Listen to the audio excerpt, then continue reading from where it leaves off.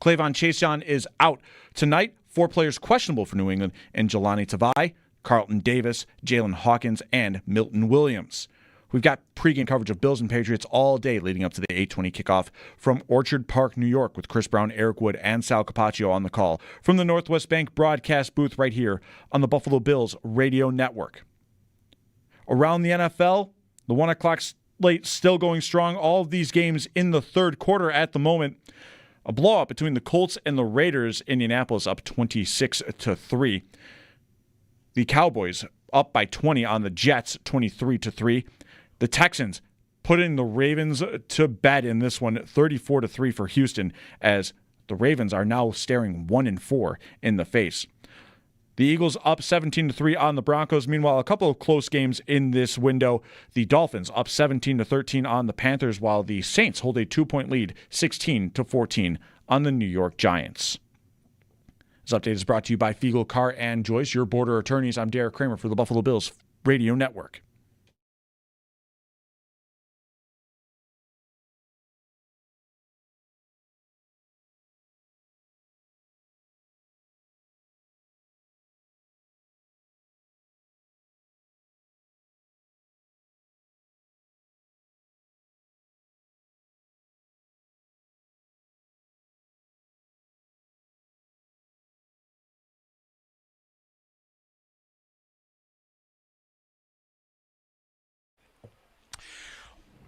All right, everybody. Good afternoon. It is time for Buffalo Bills game day, and we are here on site at Highmark Stadium getting you ready for an 8:20 kickoff between the Buffalo Bills and the New England Patriots, with Chris Brown and Eric Wood calling the play-by-play from the Northwest Bank broadcast booth. Tonight's broadcast is presented by Excelsior Orthopedics. Sideline with a sprain, strain, or break, get to Excelsior Orthopedics Express. And the opening segment of Bills Game Day, brought to you by Crosby's Pizza and Subs. Crosby's Hometown Fuel, game day ready since 1992. Jeremy White and Nate Geary live from the Boulevard area here, where we've got some Nike rivalries, activations, the Bills debuting their cold front uniforms on the hottest day ever. It's hot out here. Hottest October day I feel like I've ever. It's hot. It is very hot. I was thinking about the whole, when it's too cold for them, it's just right for us. Not today. When it's too cold for them, it's hot out here. And you're baking in the sun, but whatever. It's a beautiful day, cloudless sky. By the time we get to tonight's game, who's not going to just be vibing a beautiful atmosphere and the Bills and Patriots on Sunday Night Football? If it feels like you've been to a lot of primetime games, it's because you have. Yeah. This is the third in 5 weeks. Never mind 3 home games in 5 weeks, but 3 home primetime games. A Sunday night, a Thursday night, a Sunday night. And then next week they play on Monday night, but at least that's on the road. But anyway, we're ready to take your phone calls and chat about this Bills-Patriots matchup with you here on Buffalo Bills Game Day. Jeremy White, Nate Geary. Good afternoon, good sir. We got in. The Mafia has been out since, 6 a.m., 8 a.m.? They keep moving these games later, and the crowds keep showing up at the same time. I played golf this morning, and I was one of the last people to leave. Everyone that was playing, they were like, hey, we got to get to the stadium. I'm like, me too. I have to work today. Yeah, it's a beautiful day out here. If you told me it was October 5th, I'm not sure without looking at a calendar, I would believe you. It's unbelievably beautiful weather. From the time we got out this morning at like 8:30, 9 o'clock till right now up through game time, this is going to be an absolute beauty of a game in terms of weather. We'll see about the game itself, but Jeremy, I think for me, I've been doing a lot of preparation watching of this New England Patriots team, and I got to tell you, Drake May's pretty good. Yep. He's a good player. So some have called him, Dollar Store Josh. We're going to get to see today. I mean, Dollar Store. Okay. Can I get what I want Jackson Dart to be Dollar Store Josh. Okay. I want this guy to be, if Josh is if Josh is Augusta discount, then let's make Drake May, a very nice course that's not quite Augusta. Sure. Okay. I mean, we like our golf analogies. Dollar Store is tough. But it's funny because May has proven nothing. Yes. Other than he might be good. Yep. We're still at he might be good. He's probably pretty good. Which was, by the way, I think we could have all agreed that through a couple of games last year that this wasn't surprising. Yeah. There are advanced numbers on him that are pretty good. Success rate and EPA, and of course, like the Bills are on their 8th version of being awesome with their 4-0. I was listening to a conversation about this game. And I forget who it was, but somebody mentioned the idea that, so much of this is about the Patriots and not necessarily about the Bills. And that's only because, if that is even true, that's only because what are the Bills? The Bills are unknown commodities. Yes. They're returning to your Sunday night slate, dominant again. They win all their games, and here they are with a pesky potential challenger. Can someone rise up and take a piece of this AFC East, whether it's taking a game, whether it's actually taking the crown? If New England doesn't win today, Nate, it's going to be over. The race is over. The Bills would have a 4-game lead on New England, and they'd already be 3-0 in the division, with the Dolphins and the Jets, of course, looking like they're not going to challenge anybody. So we could be talking about another season where the Bills are clinched by Thanksgiving, by early December. So, if you want a race, which I'm not so sure how many Bills fans would want that, New England has a chance to kind of make it a race this time around. It's a little bit to me like last year's Bills-Chiefs game, where the Bills had to win that game for the 1-seed race to stay alive. Yeah. And New England's – that was no guarantee they were going to still catch them, but it was a race to make it a race. And that's what today is for the Patriots. If they can win, they can at least entertain the idea that this might be something to watch down the stretch, because if they don't, I think the division's over. Yeah, I even think probably with a win in this game for the Patriots, the division's still probably over either way. I just think with the Bills' schedule outlook, if they stay healthy. Listen, the Patriots also have a very similarly easy schedule. It's not like they have a significantly harder schedule than what the Bills have remaining for the rest of this year. But, yeah, listen, I would agree. Pesky is probably the right word for this Patriots team. I think they probably are still a year-ish away from being good, but I think that they could easily, if you told me right now they are a 9 or 10 win football team by the time this season ends and they're a wild card team, it wouldn't be that difficult to believe. Yeah, it also might be the difference between them making the playoffs and not. A game like today, are they going to win 9 or are they going to win 10? Are they going to win 8 or are they going to win 9? And a win over this Bills team, it would do some things for them. It would also maybe change the conversation on the Bills, because whatever, they might appear a little bit more vulnerable. We'll get lots into this matchup. 803-0550 is our phone number, 1-888-550-2550. Wherever you are, give us a ring. We got people out here hanging out. I like the white out. A lot of people are wearing white. 308. No stains yet. I'm good. I wore a white polo shirt. Yeah. No stains yet. I said goodbye to my kids, and then I put my shirt on. Smart. Because, you can't be around kids if you're going to have a white shirt. I have a backup white shirt in case I spilled something on the drive here. Did you do a smart thing, like no barbecue today at the tailgate? Nothing. Okay. I got my white Stevie Johnson throwback jersey for going in there. No dips. With the tailgate, all bets are off. Yeah. You're just you're gonna walk into, bump into somebody and get some ketchup or mustard on yourself. So everybody be good out there. Good luck staying stain-free. And as you're debuting all these new Bills uniforms, I'm really excited to see what they all look like as a collective on the field. Agreed. Because a jersey by itself, it looks like a jersey, but put 11 guys out there, we'll see. And the shiny helmets, I'm excited for it. So I think they got a bit of a vibe here. I think the players are vibing them as well. And it's another reason they have to win, because if they lose, people will say they're cursed. And I don't want to go through that. So win in these white jerseys, beat the Patriots. We'll talk about some things that are specific to the matchup that could make a difference. Drake May on third down, the Bills on third down defensively. That's an advantage New England. The Bills running the ball, the Patriots run defense. The Bills run defense, how the Patriots think they might be able to run today. It's all coming up. So we'll get your calls in, and we'll just kind of roll here on Buffalo Bills Game Day and talk to Sal Capaccio in a little bit as well. To Long Island to open things up. Pat in Long Island, good afternoon. You're on Buffalo Bills Game Day. Hey, brothers. I appreciate you taking my call. I listen to you guys constantly on Odyssey. Obviously, I'm down here on Long Island. I am a lifelong Bills fan. I'm 52 years old.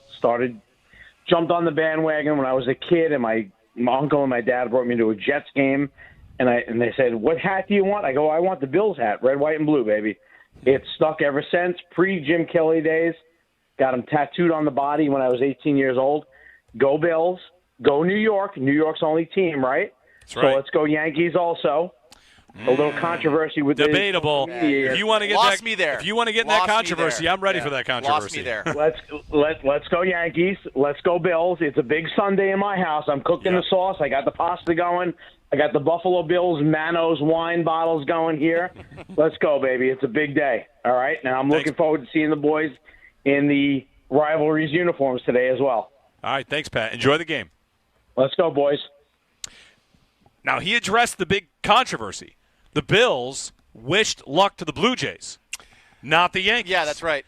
And rightfully so. And some thought, as New York's football team, shouldn't you endorse New York's baseball team? To which I would say, no. I think there's some controversy there because the Mets do exist. True. So I think you just eliminate controversy.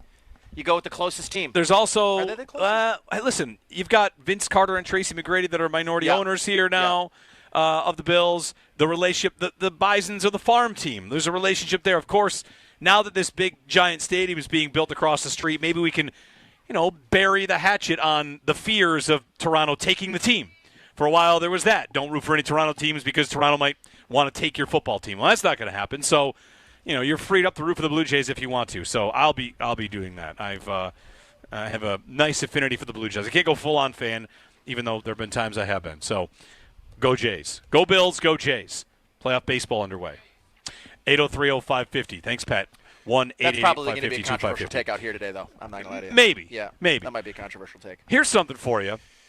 The Bills have some practice squad elevations today. Yes, they do. And a signing. And a signing. Yes. Jimmy Charlo signed to the 53. Yes, he is on the active roster. And Dorian Strong to IR with a neck injury. So these are some depth moves. Not everybody in every tailgate lot knows who Dorian Strong is. Like, Bills fans are pretty smart, but he's filled in for Tre'Davious White. He's a rookie, 6th-round pick. He's been pretty good for them, right? 6th or 5th? I always mix up where he went. I believe he was the 6th. Okay, where's Jordan Hancock? He was 5th, 4th. Yeah. Whatever. He's a draft pick. Yeah. They had a bunch of 5ths. Anyway, do they need to make a trade for a corner? I don't know if they have to make a trade. They got to do something. They might have to make a trade for a corner. And the other thing I want to say is, with the other elevation to defensive tackle, which we'll get into here as well. Let me pull up the exact list of moves here the Bills have made. So they elevate Zion Logue and Fedarian Mathis on the defensive tackle. Maybe this is we'll see what happens with Ed Oliver. But the Bills' injuries on defense and the number of issues that have popped up on defense are really going to test my own promise, which is I promise not to think too much of what this defense is until week 10. Okay. They're missing so many pieces. And now Dorian Strong looked like a nice piece of depth that would be there to fill in for Tre'Davious White, and they were swapping series. Yeah. So take that for what it's worth. They're getting the young guy reps. If he ends up being better than Tre'Davious White, now he's your corner too. And now he's on IR with a neck injury that's been, I guess, lingering, and it's been an issue for a while. So now I'm at Benford, Trey White, and then who? Because Max Hairston's on IR still. Yeah. He wasn't moved off IR. Dorian Strong's on IR.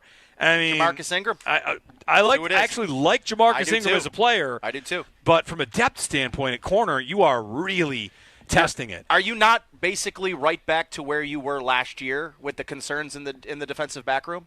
I mean, obviously, I won't speak for everybody, but I've been very happy with what you've gotten from Cole Bishop through 4 weeks. I would say maybe your most pleasant surprise defensively is how good he looked really from week 1, not knowing what you were going to get because of the injuries that he had during training camp and preseason and not really getting to see a lot of that.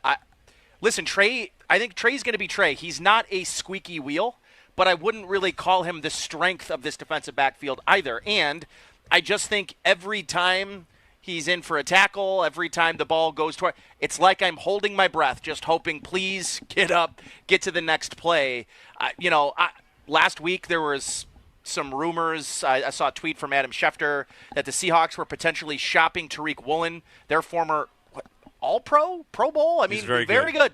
But he's sort of fallen out of favor there in Seattle. Stephon Gilmore is available in a free agent. I think the Bills, and this was my, I think, thought process, Jeremy, going into last week, which was, and I don't think even the injury to Dorian Strong to me doesn't change my mindset too much on this, is I think you have to shut down Max Hairston. I don't know what the value is of putting a first-round corner on the field in a situation where he's had no real training camp preparation.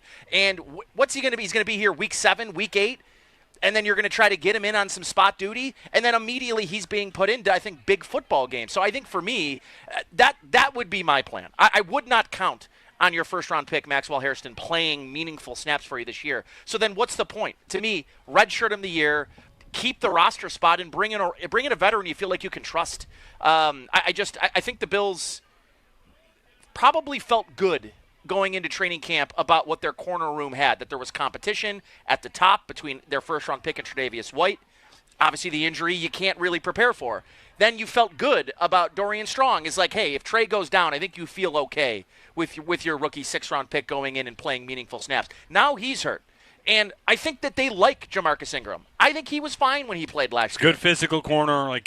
He impresses at camp every year. I don't know that if you have an injury to Tre'Davious White, knock on wood, is he he's your guy this year? He's your guy the rest of the way. Yeah. And then what?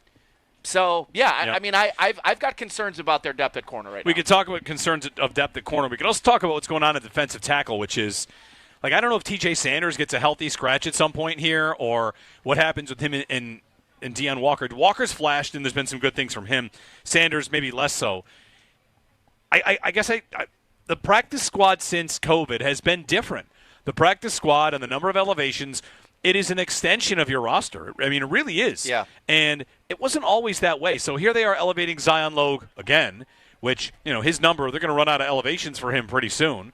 And I don't know if Jordan Phillips, can they make it through 17 games continually elevating these guys? They're going to run out of elevations. They're going to get Ogunjobi back, which I think is important. That's right. Ogunjobi comes back after week 6. Ogunjobi, we'll see how that goes too, right? He's a free agent. They signed for about $6 million a year, and just to jump in there, I think he was kind of like a middle of the road, lower end maybe vet signing. Yeah. Prior to the draft, let's see what things go in the draft. In the draft, they nabbed 2 defensive tackles, of course, Sanders and Walker. And for Walker, it's going well. For Sanders, it's still wait and see.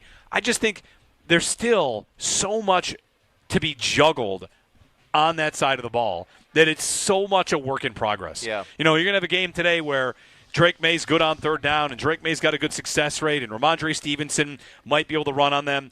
And if the game's over and you're sitting here saying, man, I'm mad at the Bills' defense, I got to say, I don't know where the Bills' defense is. Half of it's on the field, half of it's in the press box, half of it's on IR. It's a little bit like what the Ravens are dealing with today. The Ravens are getting hammered by the Texans. Yes. Why? Because the Ravens aren't actually playing. They're all hurt. Players, of course, matter. Sure, you root for Laundry, but if you lose your entire defense and everybody that goes in is the backup, what's different than the preseason? Yeah. When I put all backups in the preseason and they give up 4 touchdowns, we all immediately say, well, that wasn't the starters. And for the Bills, it's almost like you're watching half a preseason team play out there, play so many reps.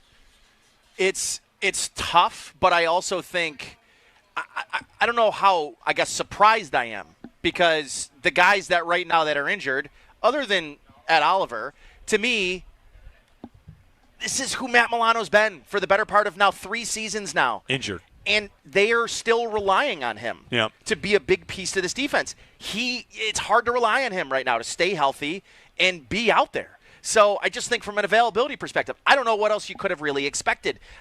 Dorian Williams hasn't looked that good when he's been in. And that to me is a little bit of a surprise. I think we all thought this was going to be the year we'd see some more base defense, some 4-3. He'd be the 3rd linebacker.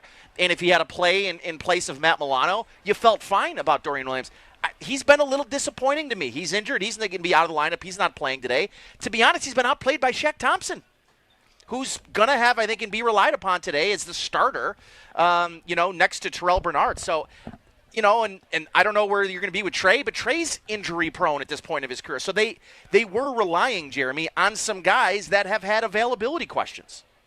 803-0550, our phone number, 1-888-550-2550. Talking a little defense, a little trade deadline stuff as well. There's a report about the Saints, that the Saints might be getting offers and calls about veteran players. And last night on Twitter and maybe out there in NFL circles or your group chat, you saw this and thought, a couple names on the Saints you might be interested in. Not Curtis Granderson. Who's the Granderson?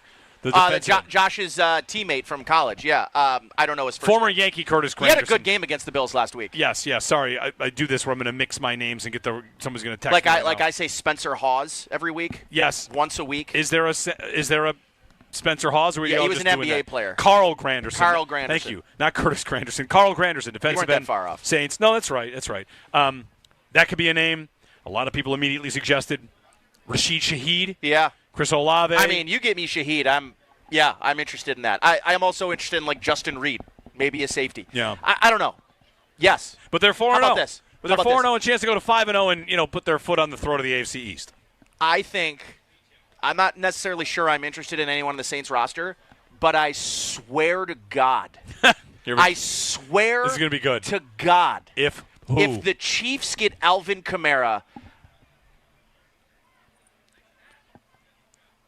just don't let it happen. Okay. That they need a David Stern like league level veto to not allow Alvin Kamara to the Kansas City Chiefs. There would be nothing to me worse than giving them a bailout halfway through the season and giving them a legitimate running back, because that backfield is a disaster. It's not good. It's a tire fire. It's not very good. It's terrible. 803-0550. We can get into the Bills backfield, which is a one-man show to a larger degree, or a two-man show. Ray Davis, we'll see if he gets on the field. The Giants falling apart here. All right, well. John in Rochester. Hey, John. Costing me money. Hey, John. guys, I'm pumped up. I wonder what the odds are for us to go undefeated this year. But, I just heard that the Colts field goal kicker is out for the game, and they're running 2-point conversions because they don't have a kicker. So I'm wondering, we bring Tyler Bass back. Can we get something for Matt Prater? What are your thoughts? My guess is the Bills will have to release him, and he would just sign somewhere. That would be my guess. Unless the Bills are going to roster a pair of kickers and try and cut somebody else, right? Like Tyler Bass comes off IR once that time comes. Okay, he's activated. He has 3 weeks to practice before they activate him to the active roster. Once they do that, someone has to come off the roster. The only way you're trading Matt Prater anywhere is if someone else on your roster gets cut. Yep. So you have to balance, all right, I'm going to cut Javon Solomon so I can trade Matt Prater for what?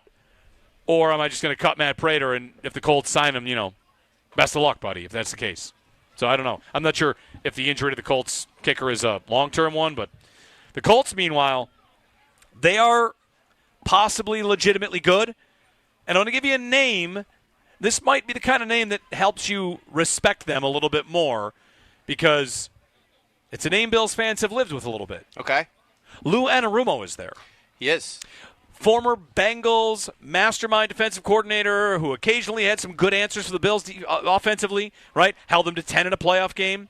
Held them to 18 in a game in Cincinnati. Lou Anarumo held the Chiefs scoreless in a half in an AFC Championship game. Or maybe down to.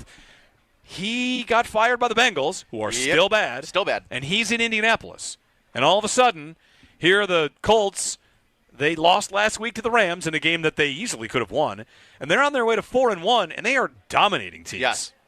Yes, they are. And I don't know that dominating the Raiders is any sort of, you don't have to have a parade for them, but their offense looks really good. Strong run game. And their defense has been very good. They've put a lot of draft capital into their defensive line. They've got a good offensive line. Tyler Warren's a stud. They've got, I think, really good pass catchers. I mean, Alec Pierce is their number 4 receiver. He's one of the best deep threats in football.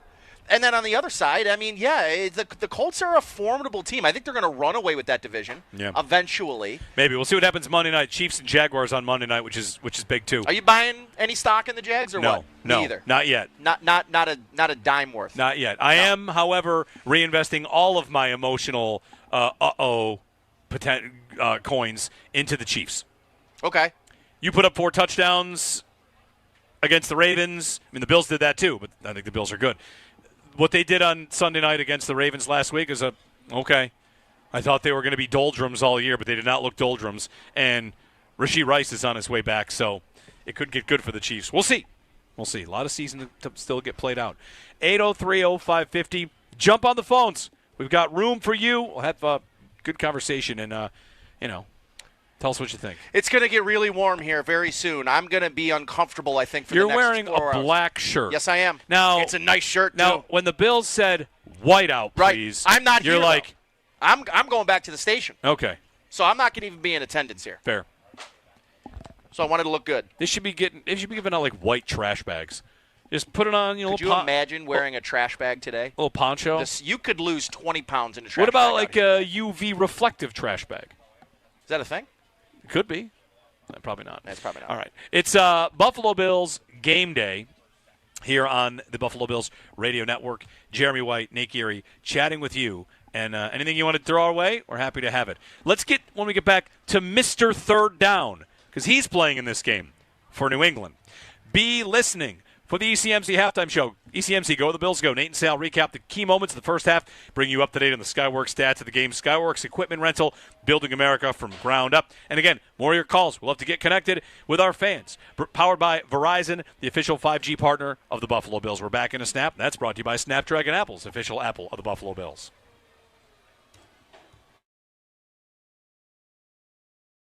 Here's something for you. The Bills have some practice squad elevations today. Yes, they do. And a signing. And a signing. Yes. Jimmy Charlo signed to the 53. He is on the active roster. And Dorian Strong to IR with a neck injury. So these are some depth moves. Not everybody in every tailgate lot knows who Dorian Strong is. Like, Bills fans are pretty smart, but like, he's filled in for Tre'Davious White. He's a rookie, 6th-round pick. He's been pretty good for them, right? 6th or 5th? I always mix up where he went. I believe he was the 6th. Okay, where's Jordan Hancock? He was the 5th, 4th. Yeah. Whatever. He's a draft pick. Yeah. They had a bunch of 5ths. Anyway, do they need to make a trade for a corner? I don't know if they have to make a trade. They got to do something. They might have to make a trade for a corner. And the other thing I want to say is, with the other elevation to defensive tackle, which we'll get into here as well. Let me pull up the exact list of moves here the Bills have made. So they elevate Zion Logue and Fedarian Mathis on the defensive tackle. Maybe this is we'll see what happens with Ed Oliver. But the Bills' injuries on defense and the number of issues that have popped up on defense are really going to test my own promise, which is I promise not to think too much of what this defense is until week 10. Okay. They're missing so many pieces. And now Dorian Strong looked like a nice piece of depth that would be there to fill in for Tre'Davious White, and they were swapping series. Yeah. So take that for what it's worth. They're getting the young guy reps. If he ends up being better than Tre'Davious White, now he's your corner too. And now he's on IR with a neck injury that's been, I guess, lingering, and it's been an issue for a while. So now I'm at Benford, Trey White, and then who? Because Max Hairston's on IR still. Yeah. He wasn't moved off IR. Dorian Strong's on IR. I mean, Jamarcus Ingram. I actually like Jamarcus Ingram as a player. I do too. But from a depth standpoint at corner, you are really testing it. Are you not basically right back to where you were last year with the concerns in the defensive back room? New England has a chance to kind of make it a race this time around. It's a little bit to me like last year's Bills-Chiefs game, where the Bills had to win that game for the 1-seed race to stay alive. Yeah. And New England's, that was no guarantee they were going to still catch them, but it was a race to make it a race. And that's what today is for the Patriots. If they can win, they can at least entertain the idea that this might be something to watch down the stretch, because if they don't, I think the division's over. Yeah, I even think probably with a win in this game for the Patriots, the division's still probably over either way. I just think with the Bills' schedule outlook, if they stay healthy. Listen, the Patriots also have a very similarly easy schedule. It's not like they have a significantly harder schedule than what the Bills have remaining for the rest of this year. But, yeah, listen, I would agree. Pesky is probably the right word for this Patriots team. I think they probably are still a year-ish away from being good, but I think that they could easily, if you told me right now they are a 9 or 10 win football team by the time this season ends and they're a wild card team, it wouldn't be that difficult to believe. Yeah, it also might be the difference between them making the playoffs and not. A game like today, are they going to win 9 or are they going to win 10? Are they going to win 8 or are they going to win 9?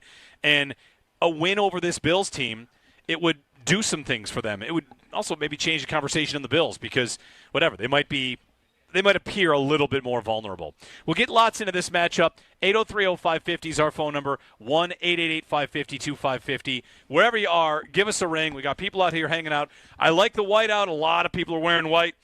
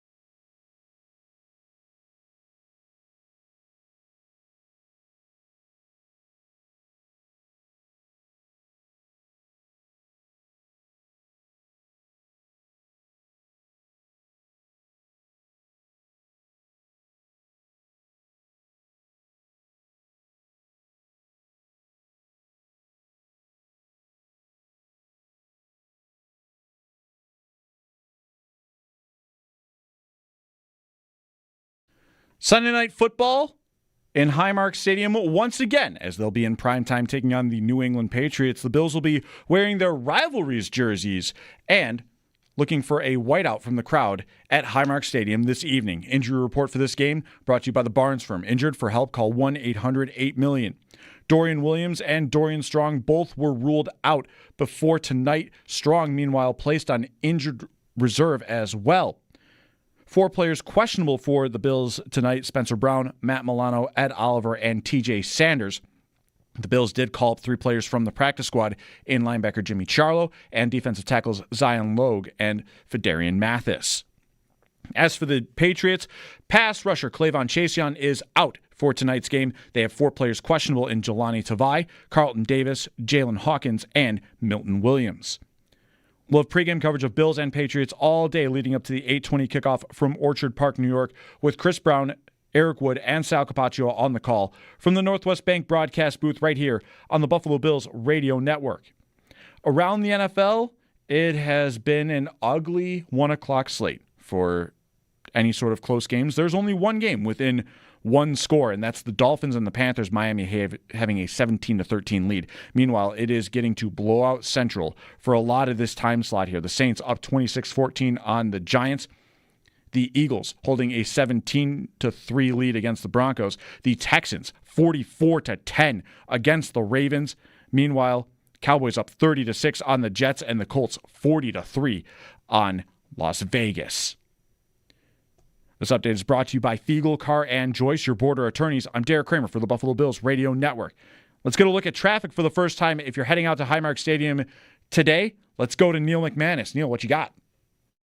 Well, when it comes to these evening kickoffs, gives fans plenty of time to get to the stadium. Right now, as you're heading on the major thoroughfares, the 90, the 190, the 219, all moving well. Route 5 as well, moving along, no delays on any of those thoroughfares. Taking a look around the stadium, Abbott Road just closing up right in front of the stadium. Congestion all around, you can imagine. Slow stop-and-go traffic along Big Tree, Abbott, Southwestern. California Drive seeing some increased volume as well from Mile Strip on down to Southwestern. Mile Strip itself, you're seeing a heavy slowdown coming off of the 219 to California. And taking a look at the bridge crossings for those neighbors coming from north of the border, you're looking at about a 27-minute wait at the Peace Bridge entering the U.S., a 20-minute wait at the Lewiston-Queenston Bridge. Rainbow Bridge right now reporting no delays, so if you're coming from north of the border, you may want to hit the Rainbow Bridge as your entrance to the U.S. at this time. Your drive to the stadium being brought to you by Paddock Chevrolet. Score big with new Chevys and quality pre-owned vehicles from Paddock Chevrolet. In WBEN Traffic Command, I'm Neil McManus on the Buffalo Bills Radio Network.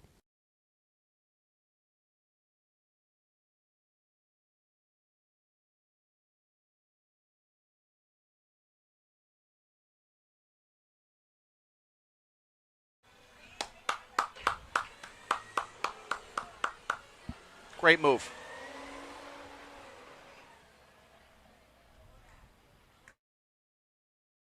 Game day. Jeremy White, Nate Geary live here. Sorry, I was applauding the forklift drive. I mean, what a maneuver that guy just It is one of the nice pulled things about us in our new location outside by the Boulevard. We get to see the forklift Olympics. It's unbelievable. And there's these big giant stones. Pick them up, move, spin around, drop it down. It's like a skill. It's like a ballet. Yeah, it's a lot like it. It is Buffalo Bills game day. Let TRS Heating, Air Conditioning, and Electrical Excellence intercept your heating bills. Enter now at WGR550.com for a chance to win $1,200 towards your home heating costs. Don't fumble this opportunity. Contest ends January 4th. TRS Heating, Air Conditioning, and Electrical Excellence. Powering tomorrow, comforting today. It is beautiful out. We're getting you updates on the late games. There's only one close one, as Derek just said in the update. It's the Dolphins and the Panthers. It's close. Everybody else, we got some, blowouts. Yeah, some crooked scores. It looked like it was going to be a bad 1 o'clock window, and it was. Denver and Philly is close, 17-10 Eagles. Houston 44-10 on a team pretending to be the Ravens. Yep. Indy 40-6 over Vegas. Dallas 30-6 on the Jets, who look like they are going to lose a lot of games this year. Rashid Shaheed, 87-yard touchdown. He's saying. Good. He's good. Just saying. He's got 3 for 106 today. I'd love that stat line for someone on this team. 803-0550, our phone number. All right, Nate, so something the Patriots do really well, something the Bills don't do very well. That's not exactly. Defend the run? No. Okay. Okay. There's something else. That's not the one. Okay, there's something else. So this is not exactly unstoppable force meets an immovable object. This is unstoppable force meets very easily moved object. But we'll see if the object can stand up in this game. And what I mean is the Bills defensively on third down, it's been a consistent problem for them. They knew it coming into the year. They got to be better on third down. They know that. So can they be better on third down? Because they'll have to be. Because Drake May on third down, he is Mr. Third Down. He's the best quarterback in football on third down. He is bailing them out of spots where maybe the run game isn't getting them in favorable situations. Yep. And on third down, he's very good. His success rate, up and down the board, is tops in the league. Now, what is success rate? If you don't know what success rate is, there's a million stats in football. They're not all perfect. Here's how success rate works. On first down, do you get 50% of the yards you're hoping to get? On a 1st and 10 play, 5 is successful. 5 and more, success. Second down, 70% of the yards. 2nd and 10, 7 or more is successful. Third down, all of the yards. That's a success. Yeah. So if you get a 3rd and 10 pass for 9 yards, that is not a success by success rate. And on success rate, Drake May is the best in the league. So when he's dropping back, the most frequent play that does what it should do is on third down. By success rate, this is not just third down. Okay. That's Drake May. He's okay. the best quarterback in football getting what success rate wants you to get. Now, again, that's not perfect, but it's there. Yeah. So third down especially is where he is very, very good. Can the Bills dial up what they need defensively? Joey Bosa against the short arm tackle. Yeah. Will Campbell, right? Yep. Story on him out of. Still, he's been very good this year. He's been good. Yeah. I think he's working on a shoulder injury. Yeah.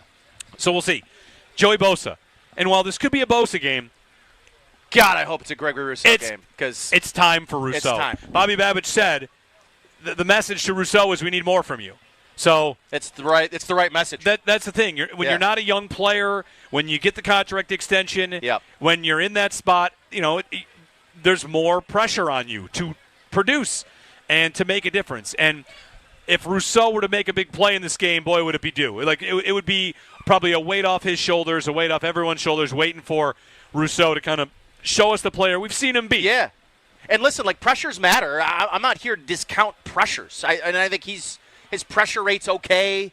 It's, middle of the league. But, I think the Bills are looking at Gregory Rousseau as a leader on this defense, somebody that they're really relying on and leaning on to lead the way for this defense in the pass rush. So, yeah, I want to stop short of saying his season thus far has been disappointing, but I guess it's not exactly been what I pictured this season. It kind of felt like a big year for Greg Rousseau was sort of on deck for him because finally I think they had an adequate guy on the other side of him in Joey Bosa, who, by the way, has lived up to the bill. I know he's not, leading the league in sacks. He's got 2 sacks, but his pressure rate, his pass rush win rate, all top 7, top 8 in the league right now. So Joey Bosa has delivered. Now, Eric talked about this last week. There was 3 plays against the Saints where Joey Bosa lost contain on Spencer Rattler, and Rattler scrambled for a first down on a couple of those plays. And Eric said right then there, he's like, I don't care.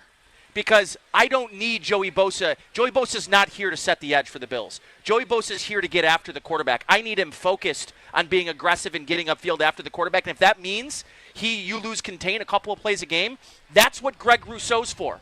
Greg Rousseau is setting the edge for this defense, and I know that that's his primary role. And he's one of the better run defenders, if not one of the best run defenders on the edge in the NFL.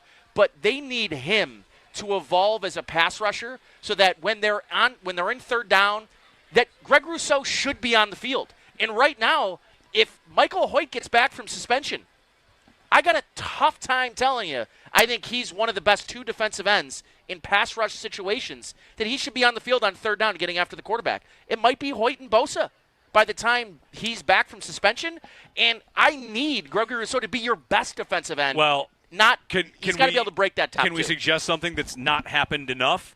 And, we are not defensive coordinators, so I don't claim to be. But if there are obvious pass rushing situations, Greg Rousseau should be on the inside. I don't disagree with that. He's not there. They really have never done it. He did it in college, and it was at the best clip. That's what got him drafted, right. Frankly. The knock against him was too much success on the inside.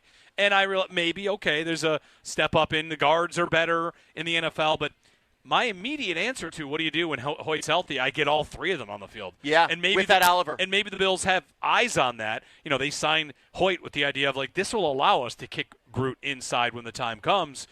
But it's just not something they've really done too much of. And that's my first answer for solving that problem of what to do when Hoyt's healthy. Get some calls in here. Connect with our fans. Mike in Buffalo is up. Hey, Mike, good afternoon. Hey, how you doing? Good. How are you? Thanks for taking my call. I just want to say yes, it's a late game. We don't want to wait all night. But anyways, I can't wait. I can't wait. We all can't wait for the new jerseys. Yes, we want to see them.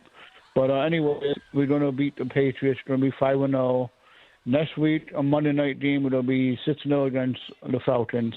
Hopefully, it'll be no injuries. And I just want to give you comments and thoughts about the visor with Allen. Do you think we should give running backs and wide receivers visors because they won't get popped in the nose like Allen? I just want to say, let's go Bills. That's all I have to say. Go Bills. What was the question? Should the running backs and receivers do what? With the visors, do you think we should have them wear them? Yes. Yeah. Allen's wearing that clear visor. You're not – I think you can wear a visor if you want, if it's clear. But you need a special designation to wear a tinted visor. So these other players, if you want them to wear visors, they could. Allen's is clear. On the receivers and the backs and the tight ends, listen – the Dalton Kincaid breakout season, the only thing stopping it is he's not on the field enough. He's not getting the targets. He is not on the field enough. He was 38% or something like that last week. And it's important to say, he doesn't have to be for them to be good. I know that. What Joe Brady has in mixing things together, he has put together a heck of an offense that, everybody buys in. But if you're looking for specific players to show you breakouts, I know that kind of has to come statistically, and all I'm getting at is Kincaid has done his part of it. He's just not on the field and he's not targeted enough. He has 3 touchdowns, and if you look at other tight ends with touchdowns and explosive plays, he's at the top. Yeah. Without getting the same target share that guys like Tyler Warren and Brock Bowers get, and Trey McBride. And that was something I kind of looked into last year. McBride is featured in that offense. They feed McBride. Yeah. Are they better than the Bills? No, but McBride has this reputation being so good. And for Kincaid, if you're asking for more, I think there is more in there. I think so too. If they just throw it to him more. I think last year at times there was, for me, disappointment in the player. This year I've found myself more disappointed in the role, considering I think there's a real argument to be made, or there was an argument to be made last year, that it was hard to have Kincaid on the field if you were going to run the football. He has been such a more willing and physical blocker this year.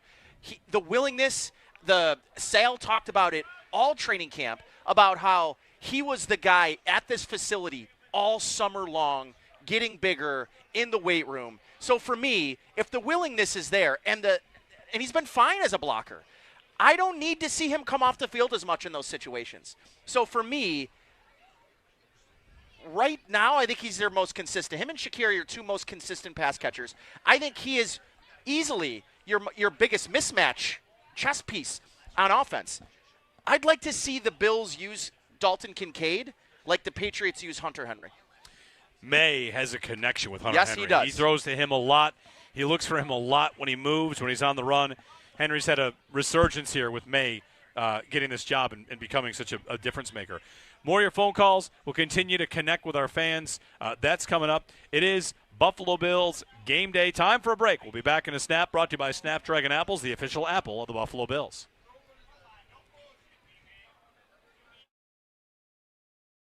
New England has a chance to kind of make it a race this time around. It's a little bit to me like last year's Bills-Chiefs game, where the Bills had to win that game for the one-seed race to stay alive. Yeah. And New England's – that was no guarantee they were going to still catch them, but it was a race to make it a race.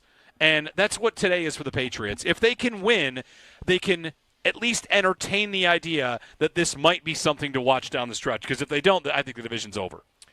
Yeah, I even think probably with a win in this game for the Patriots, the division's still probably over either way. I just think with the Bills' schedule outlook, if they stay healthy. Listen, the Patriots also have a very similarly easy schedule. It's not like they have a significantly harder schedule than what the Bills have remaining for the rest of this year. But, yeah, listen, I would agree. Pesky is probably the right word for this Patriots team. I think they probably are still a year-ish away from being good, but I think that they could easily, if you told me right now they were a 9 or 10 win football team by the time this season ends and they're a wild card team, it wouldn't be that difficult to believe. Yeah, it also might be the difference between them making the playoffs and not. A game like today, are they going to win 9 or are they going to win 10? Are they going to win 8 or are they going to win 9?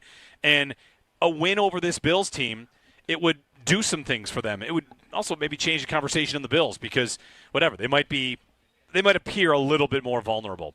We'll get lots into this matchup.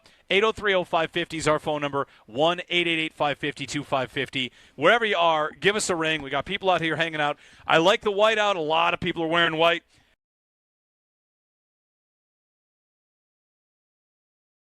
Here's something for you. The Bills have some practice squad elevations today. Yes, they do. And a signing. And a signing. Yes. Jimmy Charlo signed to the 53. Yes, he is on the active roster. And Dorian Strong to IR with a neck injury. So these are some depth moves. Not everybody in every tailgate lot knows who Dorian Strong is. Like, Bills fans are pretty smart, but like, he's filled in for Tre'Davious White. He's a rookie, 6th-round pick. He's been pretty good for them, right? 6th or 5th? I always mix up where he went. I believe he was the 6th. Okay, where's Jordan Hancock? He was 5th, 4th. Yeah. Whatever. He's a draft pick. Yeah. They had a bunch of 5ths. Anyway, do they need to make a trade for a corner? I don't know if they have to make a trade. They got to do something. They might have to make a trade for a corner. And the other thing I want to say is, with the other elevation to defensive tackle, which we'll get into here as well, let me pull up the exact list of moves here the Bills have made. So they elevate Zion Logue and Fedarian Mathis on the defensive tackle. Maybe this is we'll see what happens with Ed Oliver. But the Bills' injuries on defense and the number of issues that have popped up on defense are really going to test my own promise, which is I promise not to think too much of what this defense is until week 10. Okay. They're missing so many pieces. And now Dorian Strong looked like a nice piece of depth that would be there to fill in for Tre'Davious White, and they were swapping series. Yeah. So take that for what it's worth. They're getting the young guy reps. If he ends up being better than Tre'Davious White, now he's your corner too. And now he's on IR with a neck injury that's been, I guess, lingering, and it's been an issue for a while. So now I'm at Benford, Trey White, and then who? Because Max Hairston's on IR still. Yeah. He wasn't moved off IR. Dorian Strong's on IR. I mean, Jamarcus Ingram. I actually like Jamarcus Ingram as a player. I do too. But from a depth standpoint at corner, you are really testing it. Are you not basically right back to where you were last year with the concerns in the defensive back room?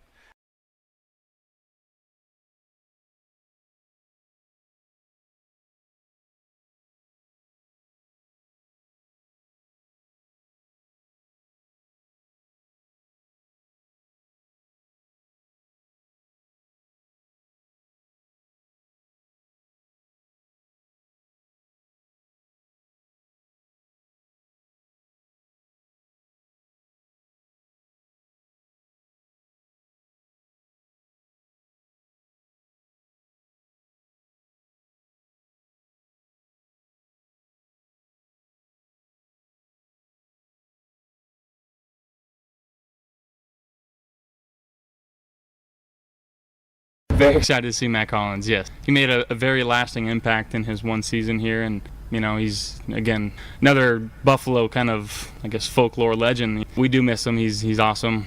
Having some success over there in that offense, too, so, it'll be fun to see all the guys. Josh Allen, speaking on Matt Collins. Yeah, obviously all the talk is Diggs, but Matt Collins. It's a legend of Matt Collins. Locker Room Audio brought to you by Reimer Home Services. Homes rely on the Rhino. It's Bills Game Day. This segment powered by Anderson Water Power and Air. Anderson, tap into better living. Be listening at 5 o'clock during Countdown to Kickoff for Tailgate Trivia presented by TSC Buffalo. You could win a Buffalo Bills autographed merch item courtesy of Total Sports Enterprises Buffalo. Matt Collins this year making some plays, filling in that offense. He has 7 catches for 42 yards, but 2 touchdowns, which... You know what? I think this is a scouting report on Matt Collins. Nose for the end zone. How many catches they have for the Bills last year, and he led them in touchdowns. He's a scoring weapon, if you want it. 803-0550. We'll get Steve in Texas is up next. Hey, Steve. Good morning. Or good afternoon. Sorry. It's okay. I think it's afternoon here now, too, with the time change. I'm pretty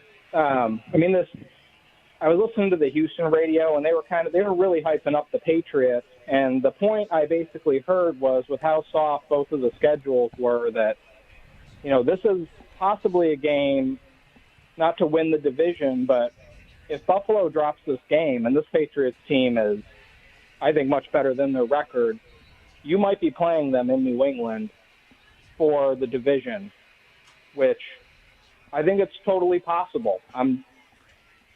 Buffalo's a great team, but I think there's a lot of juice on this Patriots team, and we're going to get the best shot that they're going to give. And I'm really curious if Vrabel's on his 42 or 48, if they're going to go for it on 4th and 1 or 4th and 2, or if he's going to be himself and punt it back to us. Yeah, he loves to punt. He feels like punting tonight. I don't agree that this team has a lot of juice. I don't think they've got very good players. I think they're well coached. I think they're going to play in a lot of close games. I think their quarterback's up and coming and really good. Christian Gonzalez. Milton Williams, who's good. He's probably going to play, but he's going to be injured. Yeah. He's a big deal. I don't know where the good players are in this Patriots team. I think that their floor is so much higher with Mike Vrabel. Yes. He has raised that floor a lot. And Josh McDaniels. Yeah. Yes. That's a guy who can get it done when you give him a good quarterback. Yeah. There's a lot of ways to do this. If the quarterback switched teams, who would win? The Patriots. Yeah. Yeah. But the Bills might be more competitive. If it's May and the Bills versus May and the Patriots, I think the Bills have a better roster than the Patriots do. I think they've got a much better roster than the Patriots do. Yeah. But that said, I think the reason the Patriots have a little bit of juice is that their quarterback appears to be one of those guys. How high could he get? And as you know, how much better a team can play when there's belief in the quarterback. Yeah. And he's the guy making big plays. That does something. I mean, go even back to Josh Allen's rookie season. This is not a good football team. The Minnesota game. I mean, some of those games you can think about in Josh Allen's rookie season where his play was elevating the players around him. And I do think you're getting a little bit of that with Drake May. This version of Stephon Diggs, is not going to be the same version you saw in a Bills uniform. It's just he's not the same separator, doesn't have the same foot speed.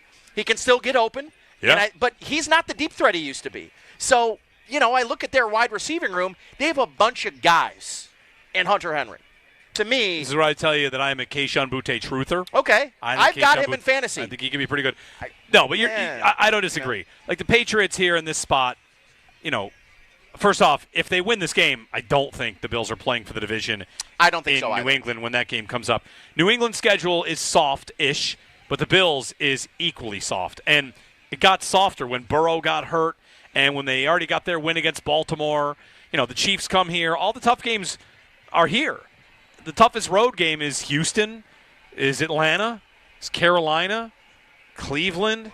Like, these games are not, I don't know, like the Bills, it feels like they could sleepwalk their way to 13 wins, and I don't know if that's getting too cocky, but I don't have any doubt they could be had a couple times. But, man, New England has to have a near-perfect run today, and then a near-perfect run on the season. The rest of the way, yeah. Like, the Bills are the prohibitive favorites of any team in the league to win their division. And I don't think that changes today. On May, the thing about Drake May that's conflicting for me is I watched him a bunch last year, and when he went in, I don't know, like, the best way I can say it is when people, I said it early, he reminds me of Josh Allen. Yeah. And the reason I said that is because there was an old highlight clip of May running in college with North Carolina, and it was all of his scrambling highlights set to Freebird. I know. I remember it because of that. Because what was he doing? He was doing what Josh did before Josh became so much more mature and so much more in control. Like, look at this dude. He'll do anything. Psycho. Yes. Right.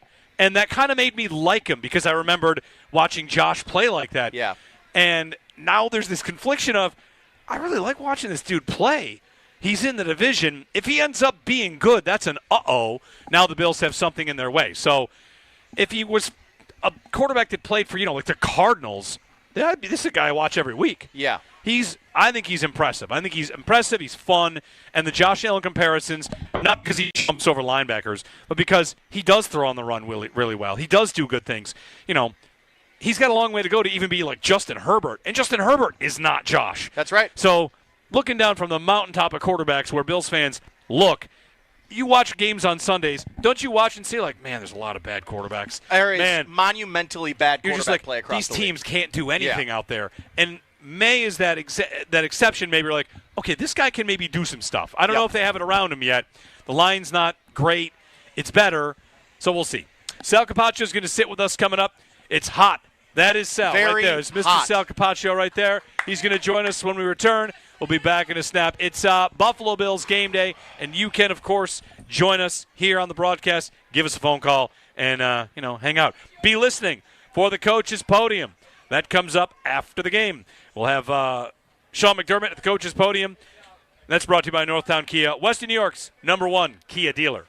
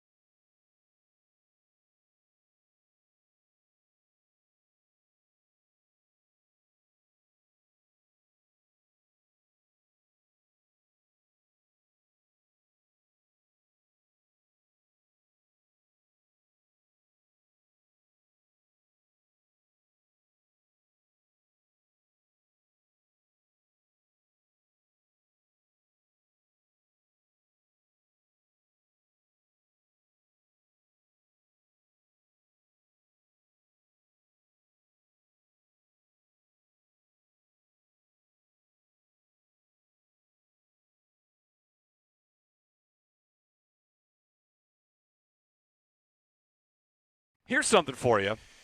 The Bills have some practice squad elevations today. Yes, they do. And a signing. And a signing. Yes. Jimmy Charlo signed to the 53. He is on the active roster. And Dorian Strong to IR with a neck injury. So these are some depth moves. Not everybody in every tailgate lot knows who Dorian Strong is. Like, Bills fans are pretty smart, but like, he's filled in for Tre'Davious White. He's a rookie, 6th-round pick. He's been pretty good for them, right?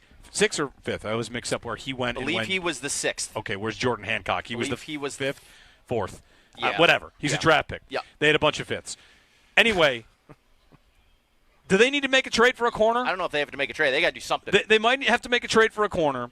And the other thing I want to say is, with the other elevation to defensive tackle, which we'll get into here as well. Let me pull up the exact list of moves here the Bills have made. So they elevate Zion Logue and Fedarian Mathis on the defensive tackle. Maybe this is we'll see what happens with Ed Oliver. But the Bills' injuries on defense and the number of issues that have popped up on defense are really going to test my own promise, which is I promise not to think too much of what this defense is until week 10. Okay. They're missing so many pieces. And now Dorian Strong looked like a nice piece of depth that would be there to fill in for Tre'Davious White, and they were swapping series. Yeah. So take that for what it's worth. They're getting the young guy reps. If he ends up being better than Tre'Davious White, now he's your corner too.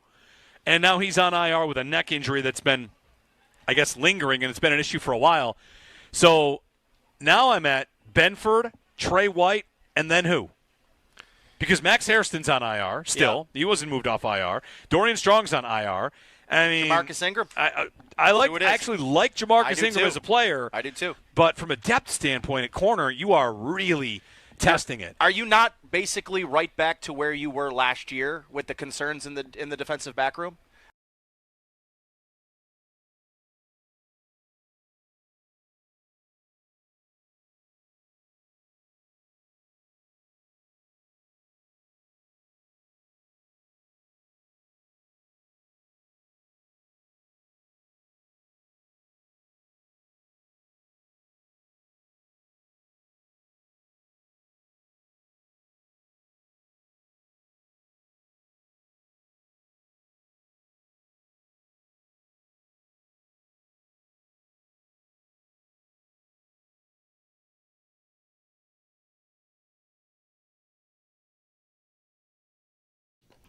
The Buffalo Bills playing in primetime under the lights once again at home at Highmark Stadium, hosting the New England Patriots, wearing their rivalry jerseys and hoping to stay undefeated on the season. Injury report for this game, it's brought to you by the Barnes Firm. Injured for help, call 1-800-8-million. For the Bills, Dorian Williams and Dorian Strong both were ruled out before today. Strong also was placed on injured reserve. There are 4 players questionable for Buffalo for this evening's contest: Spencer Brown, Matt Milano, Ed Oliver, and TJ Sanders. As for the Patriots, pass rusher Clavon Chason is out for tonight's game. New England has 4 players questionable: linebacker Jelani Tavai, defensive backs Carlton Davis and Jalen Hawkins, as well as defensive tackle Milton Williams. We've got pregame coverage of Bills and Patriots all throughout the day, leading up to the 8:20 kickoff from Orchard Park, New York, with Chris Brown, Eric Wood, and Sal Capaccio on the call from the Northwest Bank broadcast booth right here on the Buffalo Bills radio network.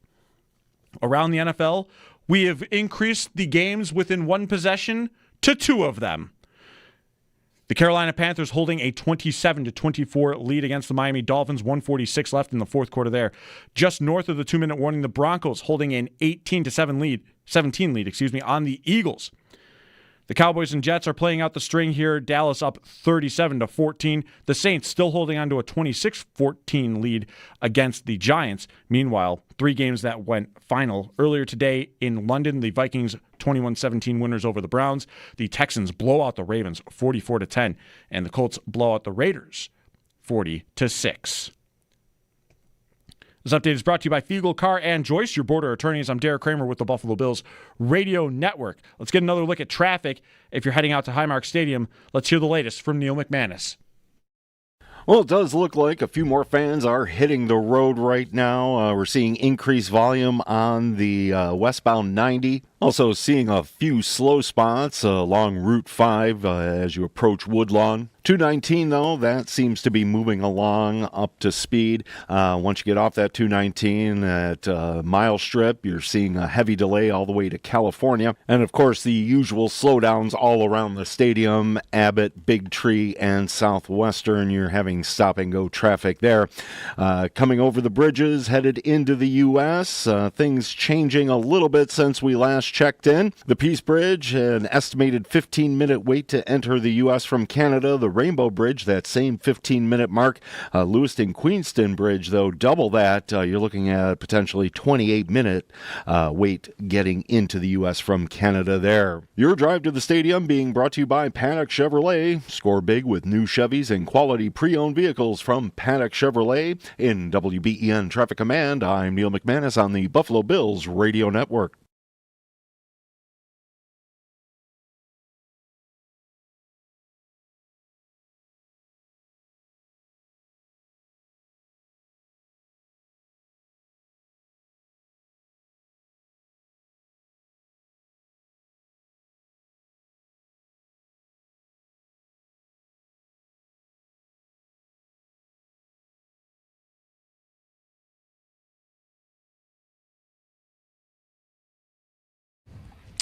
All right, it is Buffalo Bills game day. Jeremy White, Nate Geary, and Sal Capaccio joins us. We're getting you ready for a 8:20 kickoff with Chris Brown, Eric Wood, and Sal. Chris Brown, Eric Wood, and Sal call the play-by-play from the Northwest Bank broadcast booth. It is powered by the broadcast, presented by Excelsior Orthopedics. Sidelined with a sprain, strain, or break, get to Excelsior Orthopedics Express and be listening for the ECMC halftime show. ECMC, Go the Bills Go. Nate and Sal recap the key moments of the first half, bring you up to date on the Skyworks stats of the game. Skyworks Equipment Rental, building America from ground up. A whistle there. We're watching the Dolphins. We're watching the Broncos. Broncos and Eagles. Are the Eagles going to fall from the ranks of the unbeaten here? If they do, the Bills will be the only unbeaten team. Watching the Panthers try to get a first down to seal it against the Dolphins. Think about this, though. If the Panthers beat the Dolphins, they're a minute away, but the Dolphins have a chance to get the ball back here. Down 3. If they do that, the Jets are going to lose. If the Dolphins lose and the Jets lose, and then the Bills beat the Patriots, this could be the earliest runaway of a division we've ever seen. Yeah. It's unbelievable. Earlier right? than one like 2 years ago or last year. Yeah. I mean, I don't know. They're breaking their own records every year. Yeah, I mean, it just feels like, but obviously the Bills have to take care of their own business tonight. But this AFC East, we all said coming into the year, was, okay, maybe you can get a challenger out of the Patriots. Maybe the Dolphins can keep things together, stay healthy. But otherwise, it's the Bills' division. I don't know if anybody anticipated Week 5 that the Bills could have potentially a 3+ game lead. Because if that's the case, because they would have head-to-head on the Patriots and the Dolphins. Yep. They'd both be 2-3. The Bills would be 5-0 if they were to win tonight and the Dolphins still lose. That's like a 4-game lead after 5 weeks. Yeah. It's crazy. It's nuts. If New England doesn't win today, which they're, big underdogs, 8.5-point underdogs, the division's going to look like it's over. All right, Sal, so we'll keep watching these games. We'll get you the updates as they come. Let's talk about a couple roster moves the Bills made. Dorian Strong to the IR. Jimmy Charlo signed to the 53. Can I just tell you what happened? Sure. Panthers on third down needed a first down to seal it. Incomplete, but penalty on the Dolphins is going to seal their fate. It's over. So at least the Dolphins put the trust in their defense. A defense that just gave up close to 240 yards rushing today. Maybe now more after this last drive. Good for them. So the Dolphins are going to fall. The Jets are definitely going to fall. And if the Bills beat the Patriots, as we said, 5-0, the next closest team will be 2-3 in the division. Crazy. Tough. Go ahead. I'm sorry. No, Chiefs fans have been complaining about that already. The preemptive Chiefs fans complaints. It's happening. Yeah, because we all know that the Bills and the NFL created the schedule out of thin air this March. And listen, that AFC West has been been one of the best. Yeah, right. That's football. right. Oh, man. That's right. Yeah, the AFC West has been a big challenge, right, for them the last few years. So Jimmy Charlo to the 53, special teams role. He'll fill in for Dorian Strong, who's on IR. Right? And well, I would say this: Dorian Williams is out. Okay. So here's the way I look at it: Jimmy Charlo fills in for Dorian Williams, but not as a linebacker, as a special teamer. Okay. So I don't look at it as a position fill in. I think Jimmy Charlo, to me, what happens is everybody bumps up one. So let's take it from this domino standpoint. Dorian Williams is your backup will linebacker. Do we know if Matt Milano's playing? We don't. But let's assume he is. I think he looked good at practice all week, what he was doing. If Matt Milano plays, he's your will. Your backup will would normally be Dorian Williams with Shaq Thompson able to play special teams and do different things. if Dorian's out, Shaq becomes a main linebacker and backup. So now you need the third guy. That, to me, becomes Jimmy Charlo.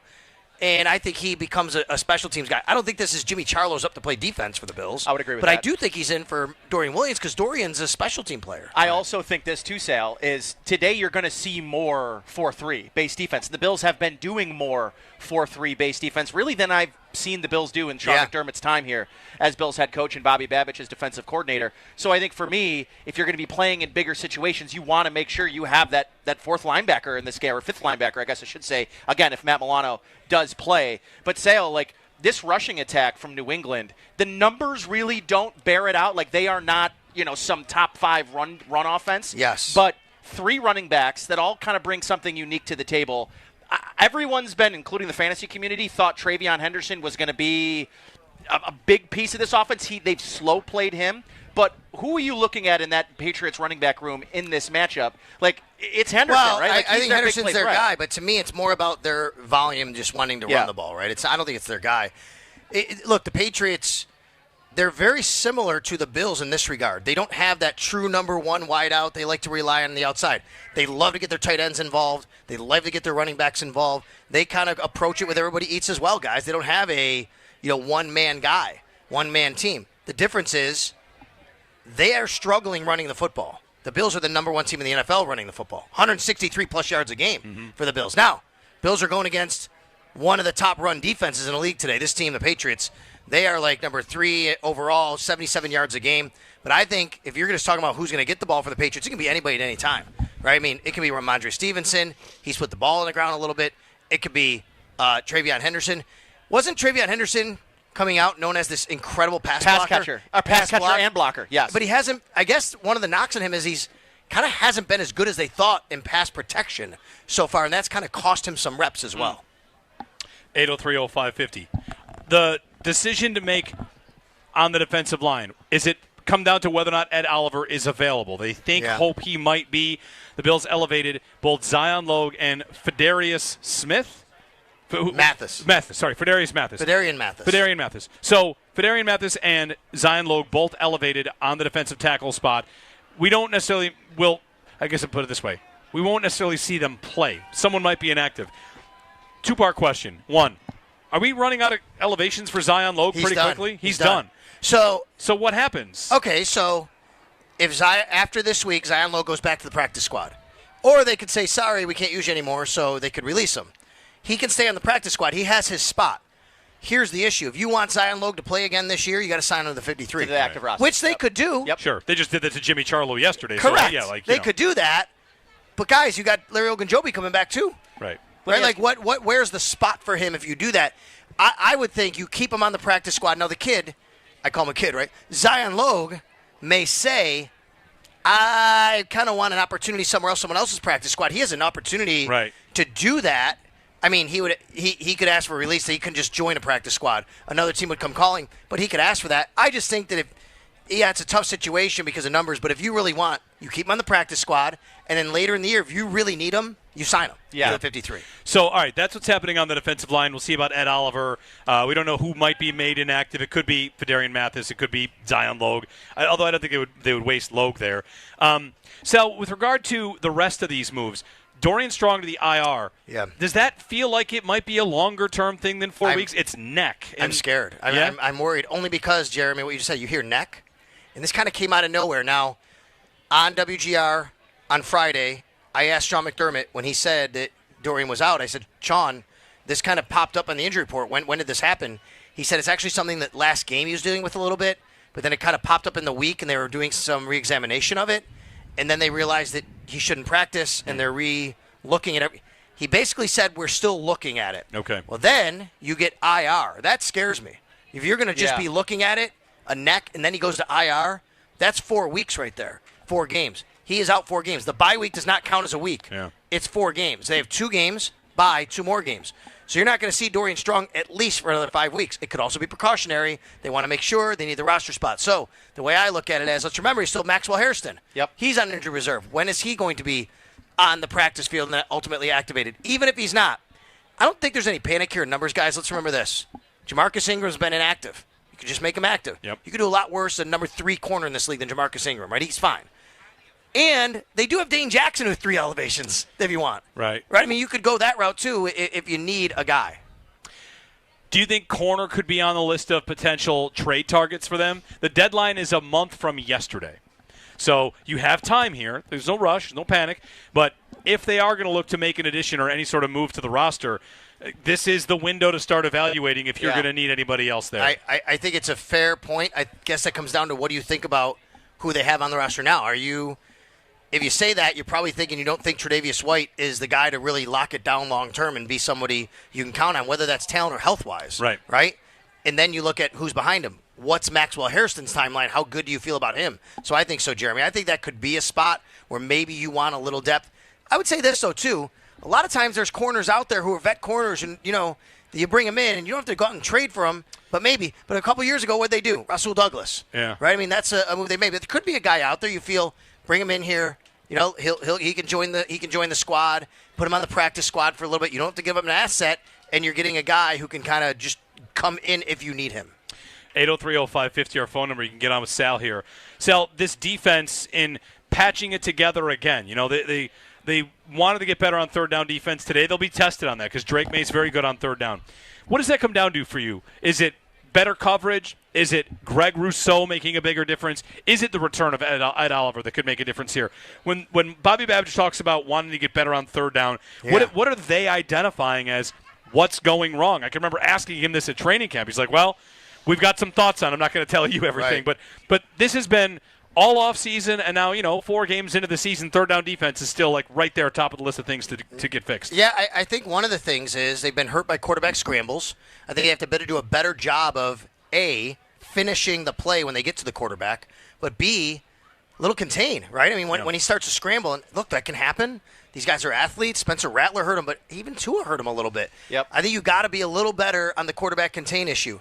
And then I don't think there's anything about scheme when I say this. It's tackling. Yeah. You got to tackle better. I mean, that's not on Bobby Babbitt. No, that's right. I mean, you could say the coach, you have to get them to tackle better, but, man, these guys are pros. They work on tackling. They have to be a better tackling team if they want to get off on third down. And that's been a problem this year. And how about this? I saw this tweet yesterday from Justin Sejak. I believe he's a producer for News 4. Per Next Gen Stats, the Bills defense has allowed an explosive rush, 10 or more yards, at the highest rate in the NFL, 23, almost 24%.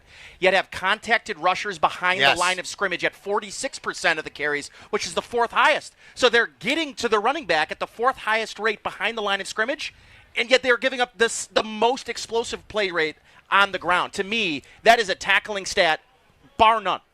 They've got to tackle better. Yeah. Yeah, they what are running backs and quarterbacks putting on their bodies before they play the Bills, because it seems like they're just slipping off. And I mean, and again, and I'm not trying to make light, because it's a problem for the Bills defense. They have to be able to make tackles. They have to be able to slow guys down, wrap them up, get the cavalry to arrive. Even if you're not going to make a one-on-one tackle, you got to be able to slow a guy down. And I said this to you guys earlier this week. One of the issues I see in one-on-one football, when I see a guy in the open field, I think one of the things that's happened is the Bills need to, slow play it, break down a little bit. Yeah, you want to go 100 miles an hour, but it just takes that little extra. Let me just slow down when I get there to make the play, instead of just kind of going at him 100 miles an hour, and then you don't wrap him up. You're not in a good position, and then he beats you. So I think that's got to happen for sure. And sure, it would help if a little more contained. Joey Bosa, I don't think he's been great at edge setting, but I don't know if he's being asked to set the edge all the time, right? I was saying to Jeremy, and I heard Eric say this during the game last week, the Bills aren't paying Joey Bosa to set the edge. Correct. You know but what I when mean? he is a guy, he's got to make a play. He does have to make the play. And that hasn't happened a couple of different times. 803-0550, 1-888-550-2550. Big catch down the field from Marvin Harrison Jr. And ruled down at the one. They go in with Michael Carter on the touchdown run. Rob in Connecticut. Hey, Rob. Good morning. Good afternoon. Yeah, well, yeah, I know what you mean. It's an easy mistake, Jeremy. It's always great to talk to you guys. I'm fired up. I feel like Ricky Bobby from Talladega Nights. Please, baby Jesus, just let us win tonight so we can just keep moving away from, because the Ravens lost today. I want to see Kansas City lose tomorrow. And, I mean, this is exciting. I mean, it must be really exciting for you guys because of the whiteout. I mean, I wish I could see it. I wish I could be there, but I'll be there in spirit. I love the enthusiasm you guys bring. But my concern is the defense. I hope the defense shows up. I want that punch-out. takeaways. That's all I want is the takeaways from the Patriots. Drake May, Jeremy, yes, from day one, I have always heard you say nothing but great things about him. He is scary, but I believe we can take this game away from them if we don't make mistakes. Those penalties kill us sometimes. Stay away from those penalties. We'll see what happens. I always have to get on game day. I'm fired up. Let's do this, Buffalo. Come on, Bills. Yes, sir. Here we go. It's game. Thanks, Rob. He said Chiefs. He wants the Chiefs to lose tomorrow. Of course, right? You want that. Chiefs have tomorrow, Monday night at Jacksonville, then Sunday night next week at home against the Lions. I mean, they have a tough couple of games here, and their division is looking pretty good. I'm watching the end, just so you guys know, of the Broncos-Eagles game. Now, the Broncos went for 2 a little earlier, and they got it. And because of that, they have a 4-point lead instead of a 3-point lead, which means the Eagles have to score a touchdown, and they only have maybe one play remaining from about the 20-yard line. I'm looking to see how much time is left here. And the Eagles really want a pass interference. 4 seconds left, 2nd down and 10, and they're at the 30, close to the 30. 29. Yeah, they need a This would be Miracle. Not at the Meadowlands. It's a Philly though. What would we call it? This would be like not quite a Hail Mary. This would be LOL at the link. This would be Allen to Diggs in Arizona. Right. Allen to Diggs in Arizona. That's right. Here we go. Like a late touchdown. Well, no, it wouldn't be late. It'd be the last play of the game. Okay, There's 4 seconds left. This is Donovan McNabb to Stephen Brominski. Yeah, I love that. Oh, against Virginia Tech. So here it is. Throw into the air. It's kind of a mini Hail Mary. And it is incomplete. Batted incomplete. The Broncos will beat the Eagles. The Bills are the only, at this moment, remaining unbeaten team in the NFL. All right, some upset alert. I don't know what the spread was in that game, but a lot of talk this week about the Eagles and how they don't look right. Yep. They don't look right. Lead the league in 3 and outs. Yeah, what's wrong with the Eagles? Something doesn't look right. And there was that, Eagles fans yelling at each other. What are you mad about? They're 4-0. They lost. So, we'll see. They won the Super Bowl last year. I think they'll be. And the Dolphins did wind up losing 27-24 to the Panthers. All right. 803-0550. Of course, one other storyline for this game, I saw Mike Vrabel saying really nice things about James Cook, and with good reason. Yeah. Cook, the September Offensive Player of the Month. Last Bills player to do that at running back was Thurman Thomas, and he won the MVP that year. Yeah. Cook is in the mix for Offensive Player of the Year this year with the numbers he's putting up. The question I'm going to ask every single week is, will he continue to get 70% of the carries? Is it only blowouts where the Bills decide somebody else gets him? Ty Johnson has the same role he used to have. Ray Davis does not. And I don't know if this is the week where Ray Davis gets his job back of being, sprinkled in, or if it's another game where James Cook goes to 20 to 24 carries. I think it's a tough spot for Joe Brady. I really do, because, yes, you're right, Jeremy. I think everybody sees Ray Davis, Ty Johnson, they were really good for you last year. You do not want to put everything on James Cook. But he's running so well right now. So good. He is such a terrific part of your offense. How do you take him off the field and justify it just in the name of numbers? Just in the name of, well, we can't give you this carry. It's 2nd and 3. Oh, we'll put Ray Davis in. He gets stopped. What are people saying? Why didn't you give the ball to James Cook? 4th down last week. Same thing happened. Yep. You didn't give him the ball, right? I don't know. I think it's a tough spot for Joe Brady. He wants to keep riding the guy who's been his guy, who's been great this year, who's on track to be AFC Offensive Player of the Year maybe. I mean, NFL Offensive Player of the Year. But at the same time, the big picture is let's make sure that we keep things off him. I'll say this about James. We talked to him about this in the locker room. He's fine with it. He said he takes care of his body, and he knows that he's a big part of this offense. I agree, though. All it takes is twist an ankle, and what are we going to hear? You're going to get calls going, why have they been using him so much? That's what happens. But if you don't use them and you don't have the same prolific offense, the calls from the fans will be, well, why did you go away from James Cook? He's so great. I don't know. I think it's a tough spot. Sal Capaccio here. He'll be on the sidelines for tonight's game, the whiteout. One thing we're learning, Bills fans like new gear. Yes. Oh, my God. These jerseys have sold like hotcakes, as they say. I have talked to people at the Bills store. I've talked to people at other places who sell the merchandise, and everyone says, oh, my God, as soon as I put them on the rack, they go. People love these things. I was at the release yesterday, and the Fanatics, Pat from Fanatics told me there's 8 teams wearing these jerseys this year. The Bills account for more than 75% of their merchandise sales.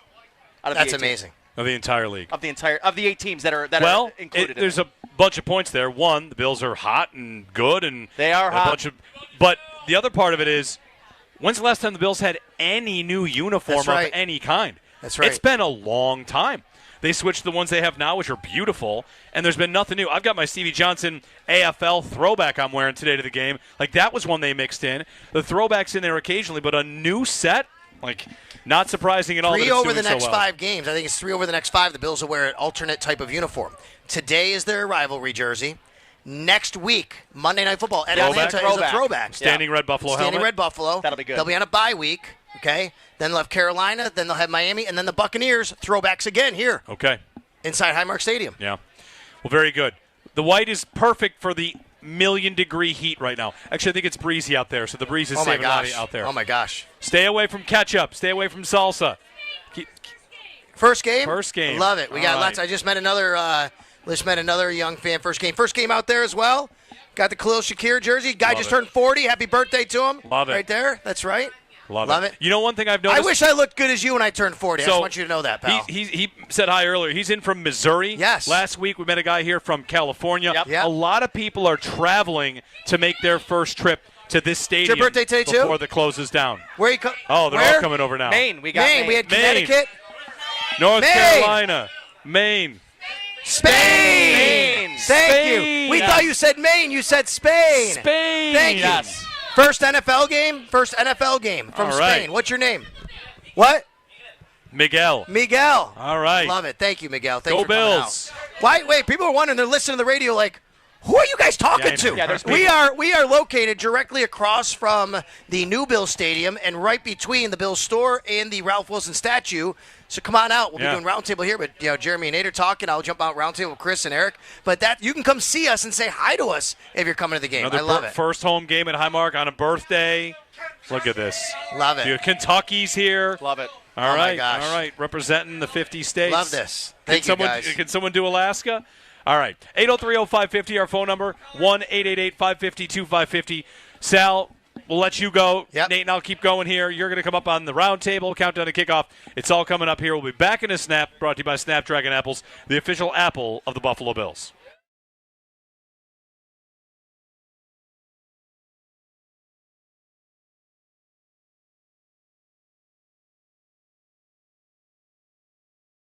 Don't agree that this team has a lot of juice. I don't think they've got very good players. I think they're well coached. I think they're going to play in a lot of close games. I think their quarterback's up and coming and really good. Christian Gonzalez, Milton Williams, who's good, he's probably going to play, but he's going to be injured. Yeah, he's a big deal. I don't know where the good players are in this Patriots team. I think that their floor is so much higher with Mike Vrabel. He has raised that floor a lot. And Josh McDaniels. Yeah. Yes. That's a guy who can get it done when you give him a good quarterback. Yeah. There's a lot of ways to do this. If the quarterback switched teams, who would win? The Patriots. Yeah. Yeah. But the Bills might be more competitive. If it's it's May and the Bills versus May and the Patriots. I think the Bills have a better roster than the Patriots do. I think they've got a much better roster than the Patriots do. Yeah. But that said, I think the reason the Patriots have a little bit of juice is that their quarterback appears to be one of those guys.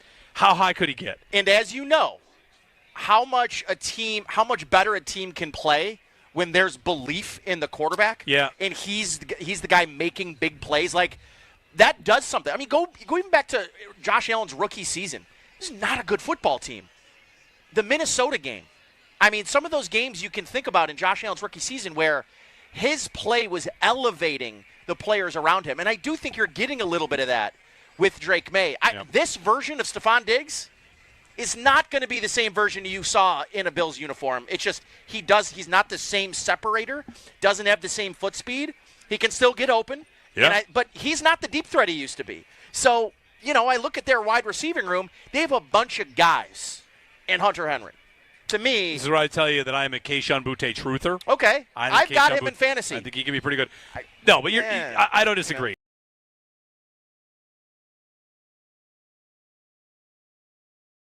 Here's something for you.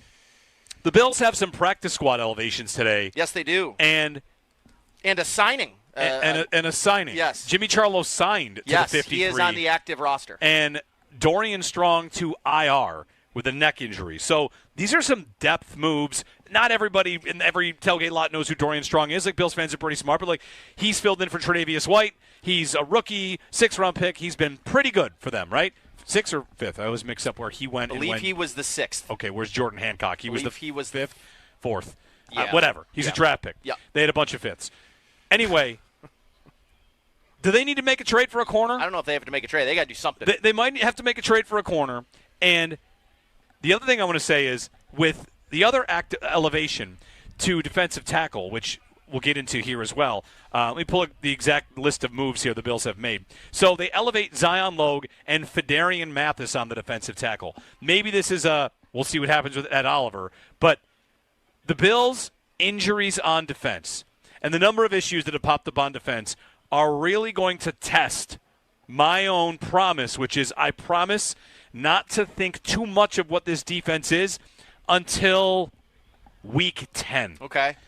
They're missing so many pieces.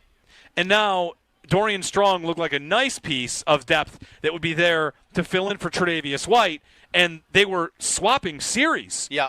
So take that for what it's worth. They're getting the young guy reps. If he ends up being better than Tre'Davious White, now he's your corner too. And now he's on IR with a neck injury that's been, I guess, lingering, and it's been an issue for a while. So now I'm at Benford, Trey White, and then who? Because Max Hairston's on IR still. Yeah. He wasn't moved off IR. Dorian Strong's on IR. I mean, Jamarcus Ingram. I actually like Jamarcus Ingram as a player. I do too. But from a depth standpoint at corner, you are really testing it. Are you not basically right back to where you were last year with the concerns in the defensive back room?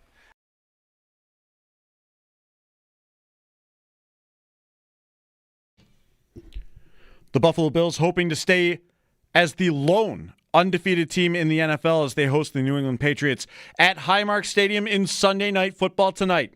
Injury report for this game brought to you by the Barnes Firm. Injured for help, call 1-800-8-million.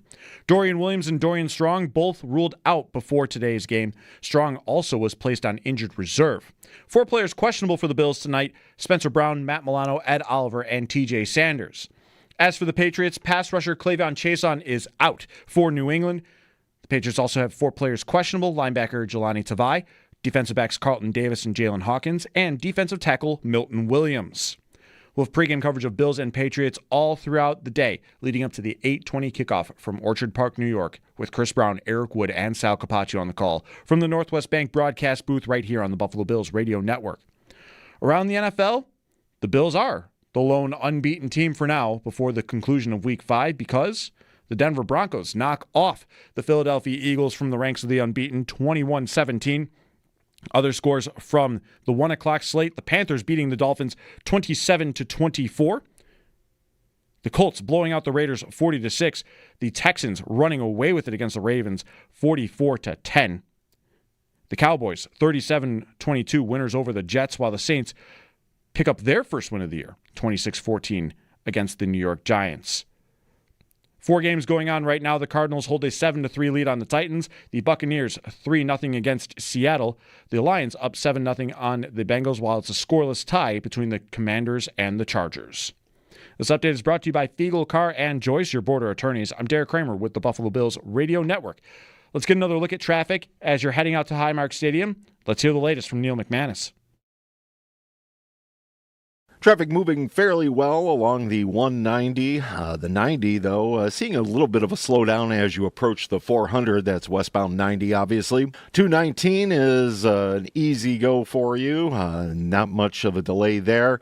The delays, obviously, were all along the stadium, Southwestern, Big Tree, and Abbott Road.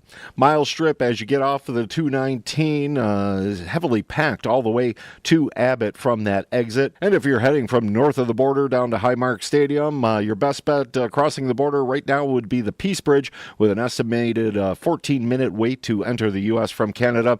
Lengthier waits await at the Rainbow and the Lewiston-Queenston Bridge, about 30 minutes each on those border crossings. Your drive to the stadium being brought to you by Paddock Chevrolet. You can score big with new Chevys and quality pre-owned vehicles from Paddock Chevrolet. In WBEN Traffic Command, I'm Neil McManus on the Buffalo Bills Radio Network.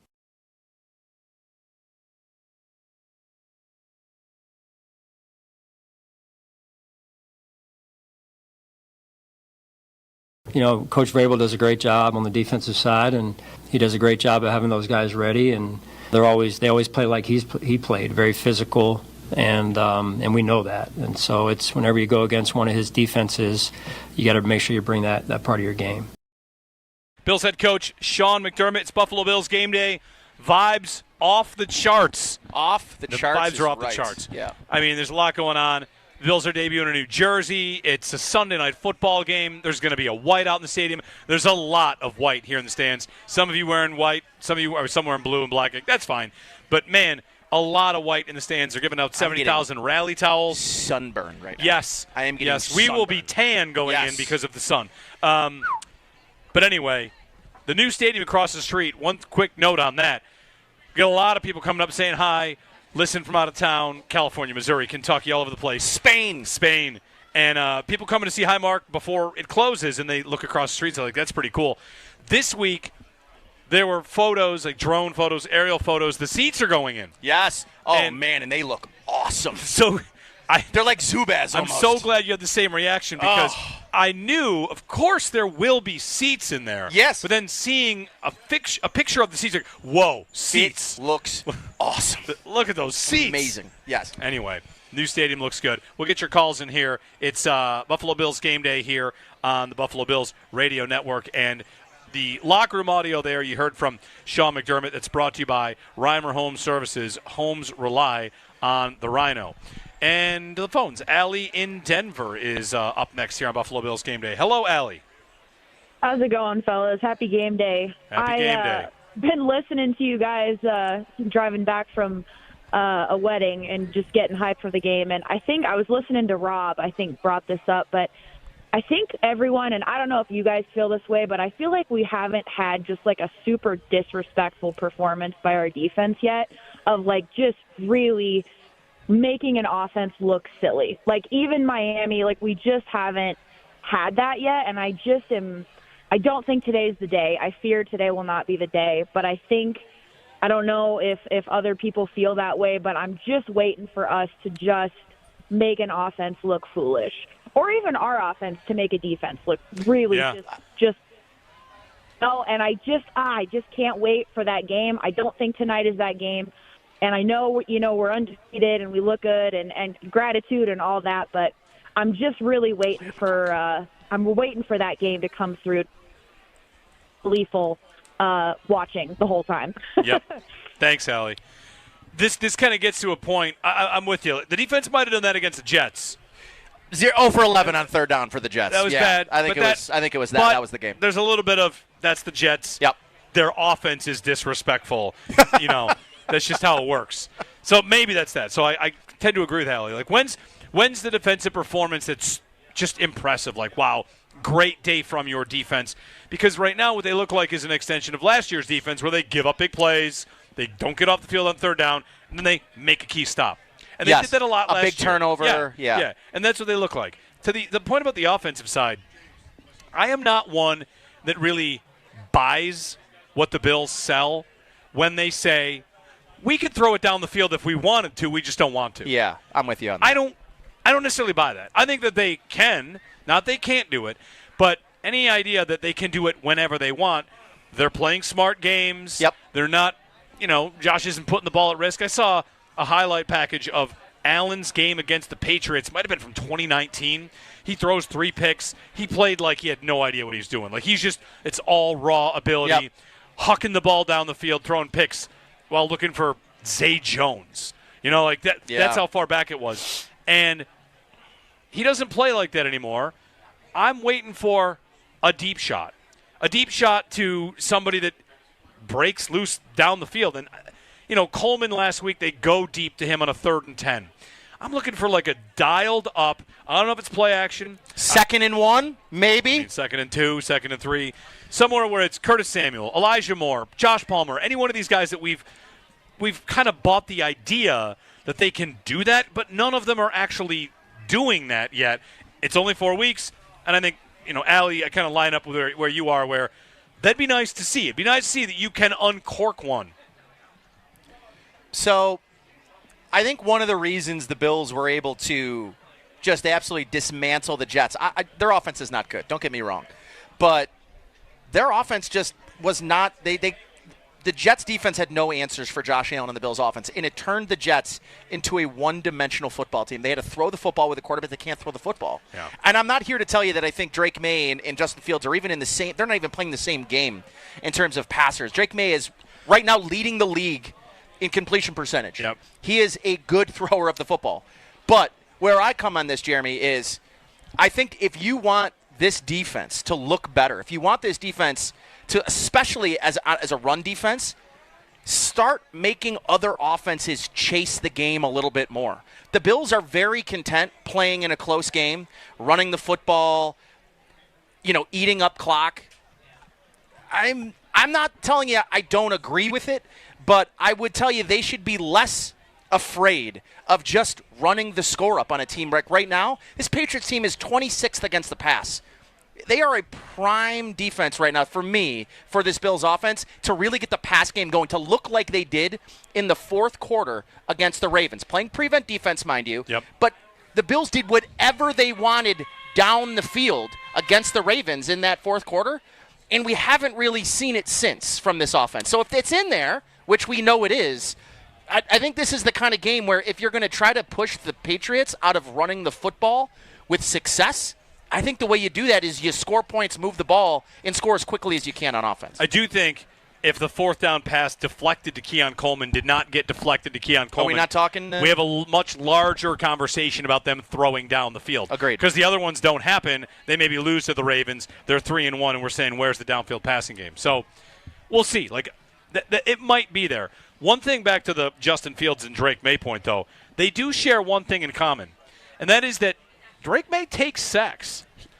Yes, they do. So far, it's a spot where he is not on Allen's level, not close.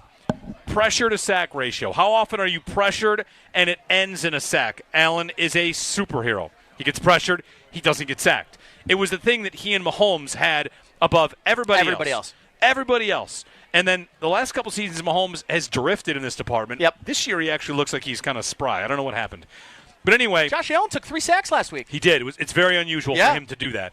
So if the Bills can get to May, I think it's a game where they could get him down because he is taking sacks more than you think. They are 28th. He is 28th in the league in sack percentage. He is taking a sack on 8.5% of his dropbacks. And what's Allen? I didn't look. It's often like 3%, 4%. Yeah, so and that could be weapons aren't good enough, line's not good enough, decision-making isn't good enough, trying to make too big of a play. He's been low as well. Like, it's a Patriots team that throws the ball short, and this is where success rate comes in.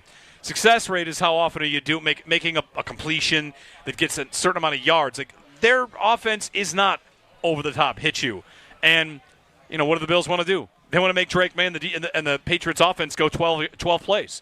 Well, all right, let's see if you can go 12 plays, 65 yards. Maybe I like the under in this game just because both these teams like to play that style. Both these teams are, 11 yards max. Yep. Unless the running back breaks one. Literally. That's both of these teams' big play. It comes from the running back, comes from the backfield. 803-0550, 1-888-550-2550. All right. Let TRS Heating and Air Conditioning, electrical excellence. Intercept your heating bills. Enter now at WGR550.com for a chance to win $1,200 towards your home heating costs. You won't need it today. Soon, though. Don't fumble this opportunity. Contest ends January 4th, 2026. TRS Heating, Air Conditioning, and Electrical Excellence. Powering tomorrow, comforting today. Time for a break. We're back in the Snap, brought to you by Snapdragon Apples, the official apple of the Buffalo Bills. Here's something for you. The Bills have some practice squad elevations today. Yes, they do. And a signing. And a signing. Yes. Jimmy Charlo signed to the 53. He is on the active roster. And Dorian Strong to IR with a neck injury. So these are some depth moves. Not everybody in every tailgate lot knows who Dorian Strong is. Like, Bills fans are pretty smart, but he's filled in for Tre'Davious White. He's a rookie, 6th-round pick. He's been pretty good for them, right? 6th or 5th? I always mix up where he went. I believe he was the 6th. Okay, where's Jordan Hancock? He was 5th, 4th. Yeah. Whatever. He's a draft pick. Yeah. They had a bunch of 5ths. Anyway, do they need to make a trade for a corner? I don't know if they have to make a trade. They got to do something. They might have to make a trade for a corner. And the other thing I want to say is with the other elevation to defensive tackle, which we'll get into here as well. Let me pull up the exact list of moves here the Bills have made. So they elevate Zion Logue and Fedarian Mathis on the defensive tackle. Maybe this is we'll see what happens with Ed Oliver. But the Bills' injuries on defense and the number of issues that have popped up on defense are really going to test my own promise, which is I promise not to think too much of what this defense is until week 10. Okay. They're missing so many pieces. And now Dorian Strong looked like a nice piece of depth that would be there to fill in for Tre'Davious White, and they were swapping series. Yeah. So take that for what it's worth. They're getting the young guy reps. If he ends up being better than Tre'Davious White, now he's your corner too.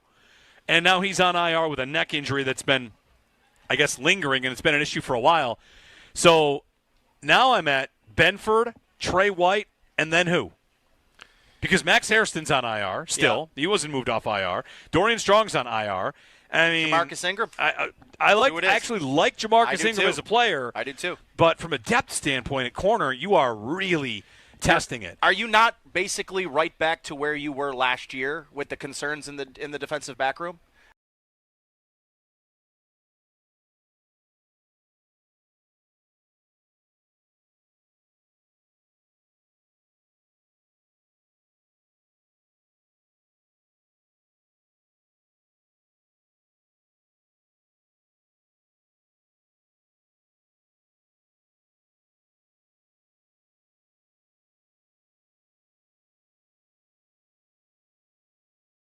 Don't agree that this team has a lot of juice. I don't think they've got very good players. I think they're well coached. I think they're going to play in a lot of close games. I think their quarterback's up and coming and really good.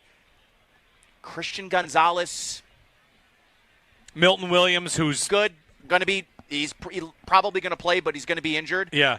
He's a big deal. I don't know where the good players are in this Patriots team. I think that their floor is so much higher with Mike Vrabel. Yes. He has raised that floor like a lot. And Josh McDaniels. Yeah. Yes. Like that's a guy who can get it done when you give him a good quarterback. Yeah. There's a lot of ways to do this. If the quarterback switched teams, who would win? The Patriots.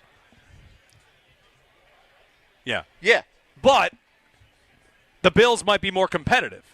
If it's May and the Bills versus May and the Patriots, I think the Bills have a better roster than the Patriots do. I think they've got a much better roster than the Patriots do. Yeah. But that said, I think the reason the Patriots have a little bit of juice is that their quarterback appears to be one of those guys.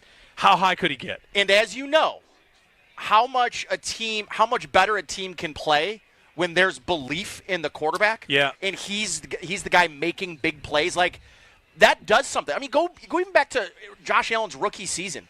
This is not a good football team. The Minnesota game. I mean, some of those games you can think about in Josh Allen's rookie season where his play was elevating the players around him. And I do think you're getting a little bit of that with Drake May. This version of Stephon Diggs is not going to be the same version you saw in a Bills uniform. It's just he's not the same separator, doesn't have the same foot speed. He can still get open. Yeah. But he's not the deep threat he used to be. So, I look at their wide receiving room. They have a bunch of guys and Hunter Henry. To me, this is where I tell you that I'm a this is year Butte two without truther. Diggs. Okay. So I've it's not got him in fantasy. World is going to make it the return of Diggs again. I don't disagree. No, Diggs is our brother. Diggs is our teammate. Diggs is one of us. And we're a part of his journey just as well as he's a part of ours. He's helped us win a lot of games, and he's been through the struggles, the 13-second game, and all that stuff. Diggs was here. We love Diggs. To the world, they look at it as entertainment of his, personal life, but he's a guy, and we love him as a football player and as a person. Deion Dawkins, the snowman himself. Love Deion Dawkins. There are some juicy Stephon Diggs props. Yeah? His over-under receptions are 4.5. He leads all pass catchers in this game in terms of line over-under receiving yards, which is not a surprise. Not a lot, but it's not a high number. It's not a high threshold. 49. It's 48.5. Yeah, not high. Yeah. Not high. But these are two teams where lots of folks eat. Except running back for the Bills. Yes. That's right. It's everybody eats. Wait a minute. We got a guy who's an offensive player of the year candidate. Feed him. Feed him. Ray Davis If I'm Ray Davis, aren't you walking in the building like, what about me? Aren't I part of everybody eats? right? There's a big team meal over here, and Ray Davis on the outside being like, I ate last year. Right, I'm not eating now. All right, 803-0550. It's Buffalo Bills game day. Jeremy and Nate. I fully expect Stephon Diggs to be booed lustily today. You think? And I Okay. think that's totally fine. I will also say you can't take those memories away from me. I still love him for what he did here. Not taking it away from me. Not me. To me, he should not. Should he be treated the way that Jack Eichel is treated in the city? That's a trick question asking me that. I know it is. That's why I'm asking you. Because I don't. Fine. What do you want from me? I don't boo either one of them. Well, this city boos Jack Eichel. In one case, you know what? The vibes are too high. We're not gonna approach this. Okay. Things are too good. The weather's too nice. Arsenal's on top of the Premier League. There's nothing not to like right now. Everything's great. Sabres are projected to make the playoffs. I have seen that. The vibes couldn't possibly be higher. I got a guy here on a, what do we call those things? One wheel. Guy on a one wheel. That tracks. It kind of describes it. It has one it does wheel. Describe it. Yeah. That makes sense. What else? What else today? Tomorrow, Kansas City and Jacksonville. Welcome back to life of time to tune in to watch a Chiefs game to get really annoyed. Yep. We're right back there. Hope you're ready for that. Yeah, no, they'll do something really annoying. They're going to win 17-16 or something like that. Like, I'll say this, though. They have the least, would you say, out of 32 teams in the NFL, is there a rushing attack that people fear less right now than the Kansas City Chiefs rushing attack? Is there a worse one? Question.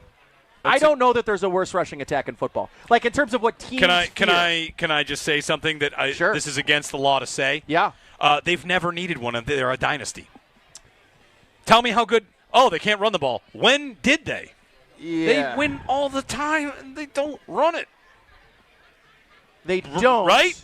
But I'll say this. Kareem Hunt has shown up. Jerick McKinnon has shown up. They've never been good at running the football. They've never been good at it. Okay, about this. I agree, but they've never been bad at it.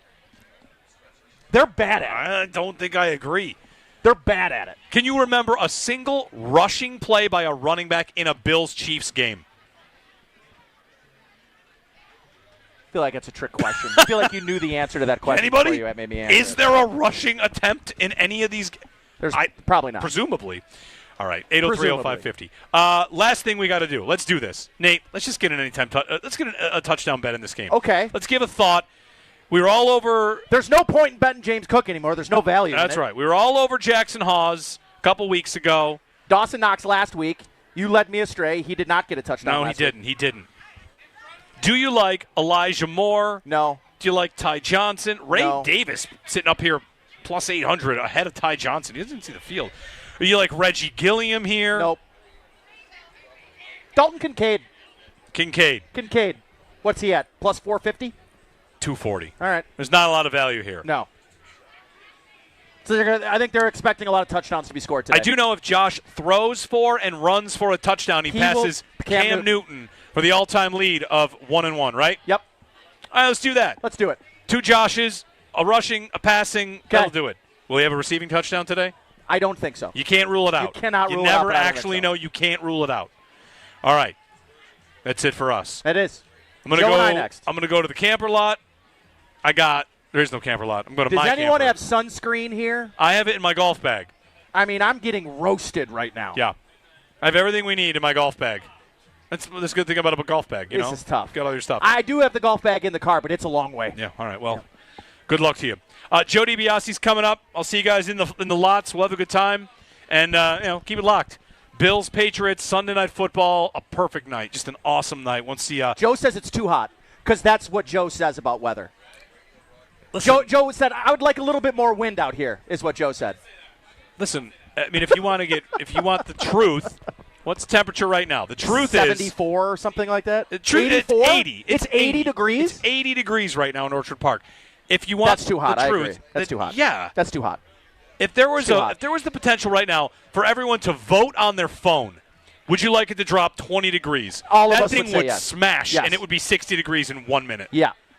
60. It's too hot. We would also need to have brought hoodies, but whatever. We're all wearing white. The sun's reflected. That's right. All right, I'm getting out of here. Get out. I gotta go enjoy. What's on tap? What's on the menu today? I never know. I walk into my tailgate now. I eat like 3 wings and just survive. What's happened to you? Hectic, man. I used to look forward to you walking into the broadcast booth with like a legitimate menu. Yeah. Well, the family chili cook-off isn't for a couple of weeks. All right. We got to wait for the temperature to dip to get that chili cook-off. Yeah, this is not chilly weather. No. This is not chilly weather. No. All right. Joe and I are back Monday morning, 6 a.m. Of course, go Bills. Good luck out there. Stay safe. Stay away from ketchup. Stay away from mustard. Stay away from coffee. And good luck keeping those jerseys clean. See if the Bills keep their record clean. Buffalo Bills game day. That's a wrap. Countdown to kickoff coming up here on the Buffalo Bills Radio Network.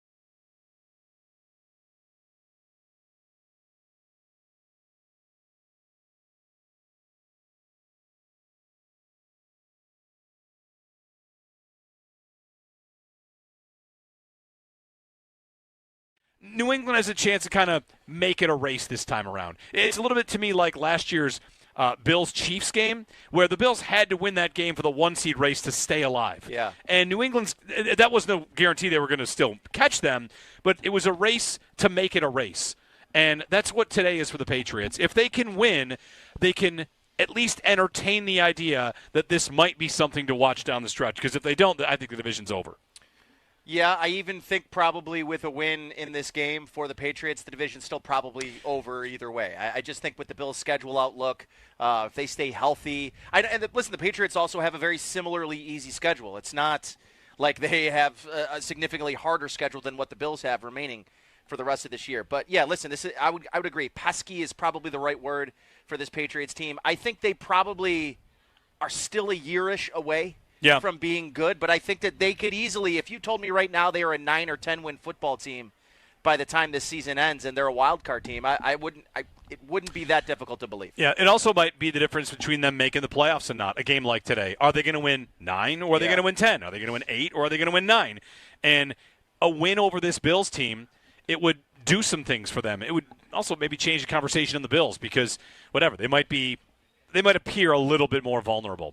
We'll get lots into this matchup. 803-0550 is our phone number, 1-888-550-2550. Wherever you are, give us a ring. We got people out here hanging out. I like the white out. A lot of people are wearing white.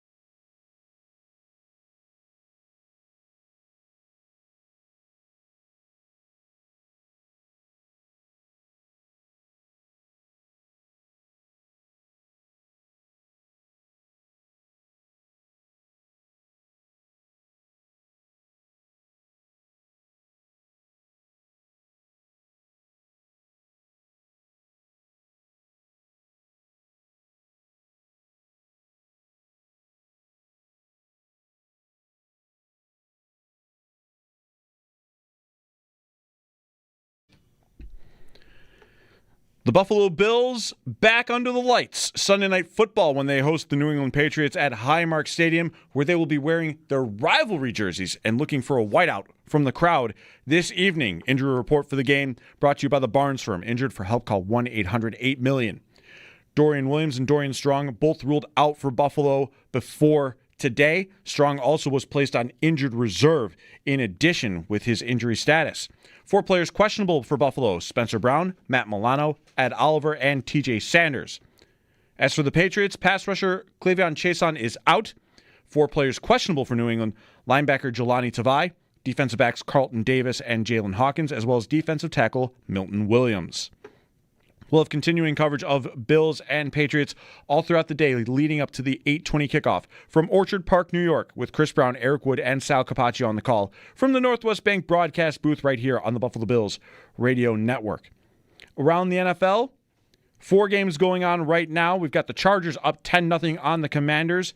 The Lions holding a 7-0 lead on the Bengals. It's 6-0 for Tampa Bay over Seattle, while the Cardinals hold a 21-3 lead on the Tennessee Titans. This update is brought to you by Fiegel, Carr, and Joyce, your border attorneys. I'm Derek Kramer with the Buffalo Bills Radio Network. Let's get another look at traffic as fans could be heading out to Highmark Stadium. Let's see the latest from Neil McManus. Making your way to the stadium on all the major roadways, Route 5 moving quite well. So is the westbound 90. Are seeing a little bit of a slowdown. Tap the brakes a little bit around the 400. Southbound 219 flowing well. Things, though, slow down once you get off those major roadways. Exiting off of the 219 onto Mile Strip, you're going to see a little bit of a wait. Bumper-to-bumper traffic as you approach Abbott Road. Down to California Road. You're seeing a bit of a delay all the way from Mile Strip all the way to Southwestern. For those Bills fans coming from Canada, taking a look at your border crossings very briefly, a little bit of a wait at all 3 crossings, 30-minute delay at the Peace Bridge from Canada into the U.S., 23 minutes on the Rainbow Bridge, and Lewiston-Queenston, a 37-minute delay right now. Your drive to the stadium being brought to you by Paddock Chevrolet. You can score big with new Chevys and quality pre-owned vehicles from Paddock Chevrolet. In WBEN Traffic Command, I'm Neil McManus on the Buffalo Bills Radio Network.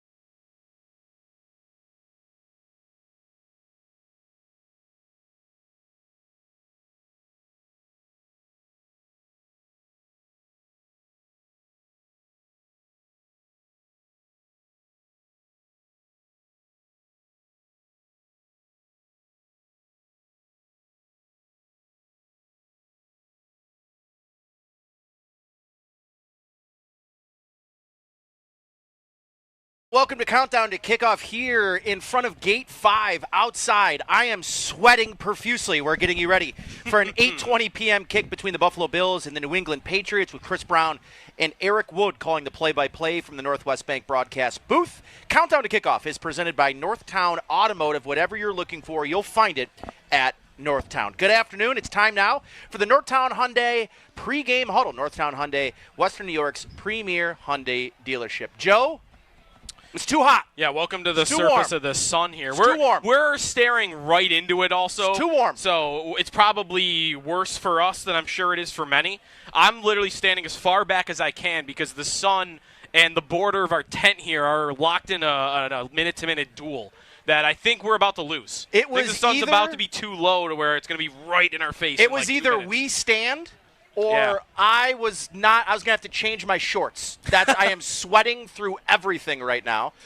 It is the best day of 2025. I mean, is this the best weather we've ever had for an October game? You know, I saw Pat Hammer. Too hot, but it's awesome. I saw Pat Hammer tweet out today that had this game been at 1 o'clock, it would be the hottest October game ever at Highmark Stadium. Wow.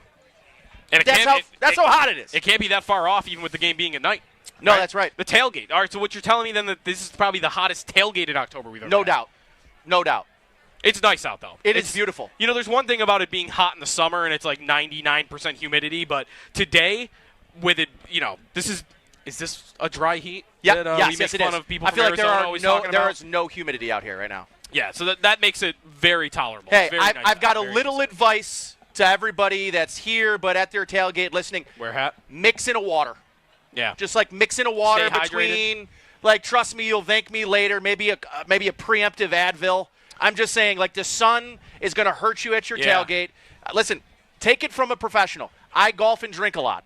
And I'm going to tell you, the preemptive Advil and a mixed-in water is going to do wonders for you today. Is this the reverse jinx, by the way, where the Bills wear jerseys with snow on it, and it decided to be the hottest day in October ever? It very much could be. Very much could be. What a beautiful day here in Orchard Park at Highmark Stadium. And, Joe, Jeremy and I have talked about just about everything involving this game. I feel like, oddly enough, we have not talked enough about the Stephon Diggs return back to Buffalo, his first game at Highmark Stadium. After being traded, obviously last year they played each other in Houston. A few weeks later, Stephon Diggs tears his ACL. He's done for the season. Yep. Are we not making a bet? Like, we're sports radio. It's kind of our job to, rile people up and talk about, storylines. And I feel like this has been a very reserved storyline. This has not been an out front, in-your-face, talked about subject. Yeah. And maybe it's a little because of where Stephon Diggs is in the course of his career. He's not the same wide receiver he once was. He did break 100 yards last week for the first time this season. But are we talking enough about Stephon Diggs and his return to Buffalo? I think I understand why it isn't happening to the same degree. I mean, it's not right away, right? It's a full year buffer in between when he is traded away and when he is returning to Highmark Stadium. What might offset that a little is that he's playing for the Patriots, which is about, if you ever wanted to be hated in a return, go to that team. And also, I think him not being the same player waters it down a little bit too. Yeah, I if agree. he was still a legitimate top 5 receiver in the league like he had been pretty much every year of his Bills career until the second half of that final season, then I think it'd be juiced up. I think if he were an all-pro 1,500-yard receiver still, then it would be the case. Or it would be the case if he had said anything or somebody on the Bills had said something one way or the other. But I don't know. He's done it. Dawkins has done it. Allen, everybody has just tried to put as much cold water on it as possible. So I don't think it's a non-story.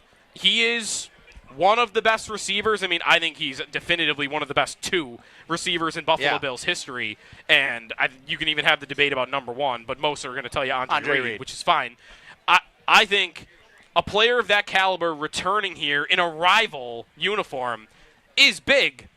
But it's just not the same when he's not the same player. He's still a good player, but he is not the same player he was with the Bills. By the way, 803-0550 to get connected with our fans. It's powered by Verizon. Get to your local Verizon store to check out the latest deals. I agree, Joe. I think maybe a little bit of the return is stifled by where Stephon Diggs is in his career now. Again, I think if this is, rewind when the Bills made the trade for Stephon Diggs and his return to Minnesota probably has a little more juice than his return to Buffalo. But I mean, I feel like a good jumping-off point to talk about this offense, Joe, in New England, led right now by Drake May. I think that Drake May is very much on the rise. Yeah. I don't, right now he's in the MVP conversation by the numbers. I don't know that by the time we end this season, Drake May will still be in the conversation for MVP. But I think in terms of dual-threat quarterbacks in the league right now, young players, that draft class, you're looking back, Caleb Williams, and obviously we know what's the name of the guy in Washington? Why can't I remember? Jaden Daniels. Jaden Daniels. Jaden Daniels and obviously Bo Nix and some of these. But to me right now, Drake May's. I know Jaden Daniels made it to a Super Bowl last year, but does it not feel like out of all of the quarterbacks that were taken in that draft last year, that Drake May maybe has the highest ceiling for these guys? Guys, I feel like Jaden Daniels right now, does it get better than what his performance was? How could it get better? I mean, I would still go Daniels over him for ceiling, but I'm not disputing that it's not that far a gap. Right now, if you wanted to redraft that draft at quarterback, Drake May's going number 2. I think so. I mean, Daniels is definitely going 1. I'm taking him over Caleb Williams. I'm taking him over Bo Nix. I'm certainly taking him over Michael Penix. Yeah. He on the rise is right. By the way, I don't think he's legitimately in the MVP conversation right now. If he somehow put together a performance tonight that pulled off an upset on the Bills and got them thrusted in the division race, then maybe you would see that. But you got to have the team success. And the one thing he doesn't have yet is a win against the team with a winning record. Yeah. There's no statement win. I think it'll come eventually. I don't necessarily think it'll come tonight. I do think it will come eventually. But if you look at the teams he's beaten so far, there's nothing anybody's really that impressed by. I'm impressed by the numbers. I'm impressed by what he looks like on the film. He can run the ball really well. He's got a big arm. He's probably let down a little bit by his infrastructure around him, still not being all the way there. Coaching upgrade for sure. You can see the improvement with Josh McDaniels. Diggs is helping a little bit underneath, but he still could use a little more line play, a little more of a threat on the outside, and he does still put the ball in harm's way more than you probably want to. But, yeah, on the rise is right. On the rise is right. I think his ceiling is being a poor man's Josh Allen. And, listen, that still means you're going to be second best in this division. Yeah. I also think it's better than anything Tua's ever presented to them. Yeah, and I would say this passing attack, I know the Bills played the Dolphins with Tyreek Hill and Jalen Waddle both healthy. I would say this is probably the passing attack that will test this Bills defense right now, who is ranked number 1 defensively against the pass. This is probably going to be their most difficult test to date. I know Lamar Jackson's an undeniably amazing talent. He is unbelievable. He is 2-time MVP. I don't know that I'm necessarily scared of that passing attack. I don't know. To be frank with you, I think the Ravens and Patriots, their pass catchers are eerily similar, right? Kind of a focus on the tight end position. Oh, we've got a proposal right out here. Isn't that? Wow. Hey, congratulations, live guys. On the congratulations. Show. Wow. Live on the show. A proposal live. Right in front of the Zubez Bills the good news, love sign. Good news is she did say yes, folks. She did say yes. Wow. All right. Did we go to those a couple weeks ago? Did we get another? Did we get a I don't know. proposal? I thought we had, but we got it today. That's what matters. Look Congrats, at that. guys. Congrats. Congratulations. Congrats. Yeah. Congratulations. Congratulations. Live on the show. Man, good for them. That is good timing by that gentleman over there. He knows. Yeah. Good for them. You know, at the whiteout, best weather ever. They got to win the game now. They do have to win the game, otherwise it's got to be at a win. It's or it's like having your wedding day and it be raining. I feel like that's kind of bad luck if the Bills lose today. Well, weather-wise, they got through to that. But listen, if the Bills win, I feel like that's going to be a happy, long marriage. So let's hope for a Bills win. Let's hope for a Bills win. Congratulations, guys. So when the Bills win, that's correct. When the Bills win. So, talking again a little bit about this Patriots team, who I think just by hearing, Joe, a lot of the conversations this week from the Bills, from their players, people in the locker room, there is a lot of respect for what this Patriots team is capable of doing. I know they're 2-2, coming off of a big win last week against the Carolina Panthers team. Let's be honest, they just beat the Dolphins. Having said that, but that Carolina Panthers defense is not exactly the scariest one I've seen this year. Like a lot of it too, though, is like this might sound very glowing about New England. I think they are better. Do I think they are one of the contenders of the AFC yet? I do not think that is the case yet. A lot of this is, well, they look good and there's hope in comparison to where they've been post-Tom Brady, which was Belichick game has completely passed him by. No idea what he's doing without Brady.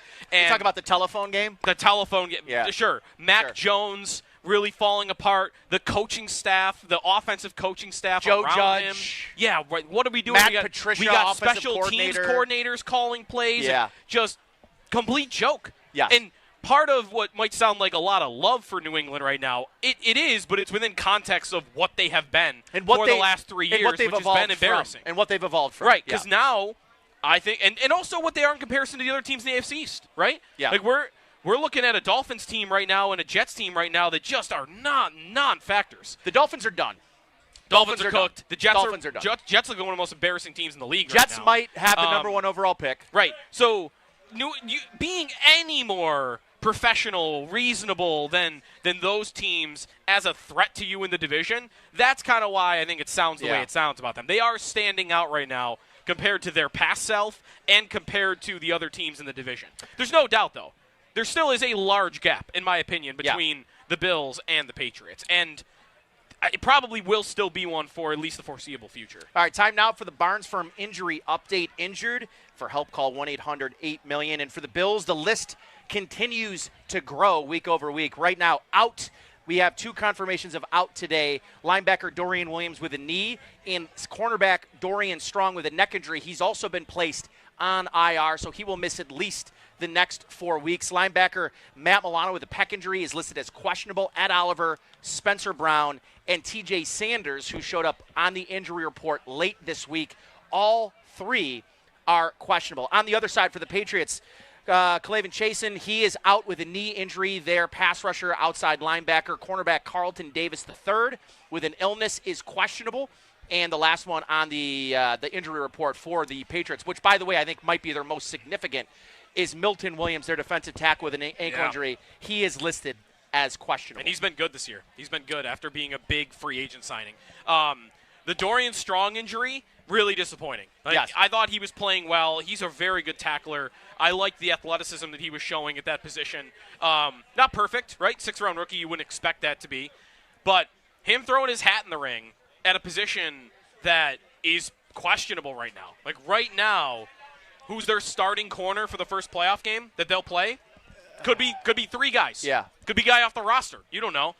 For him to have this neck injury, miss reps, miss valuable playing time, and it to be a neck. I mean, there's no guarantee at all that he's going to be back in 4 weeks. Sale mentioned the conversation around the neck was, hey, let's pull him out, take a look, see where he is. Yeah. It's definitely concerning anytime a guy goes on the injury reserve with a neck injury. I think there's some concern there.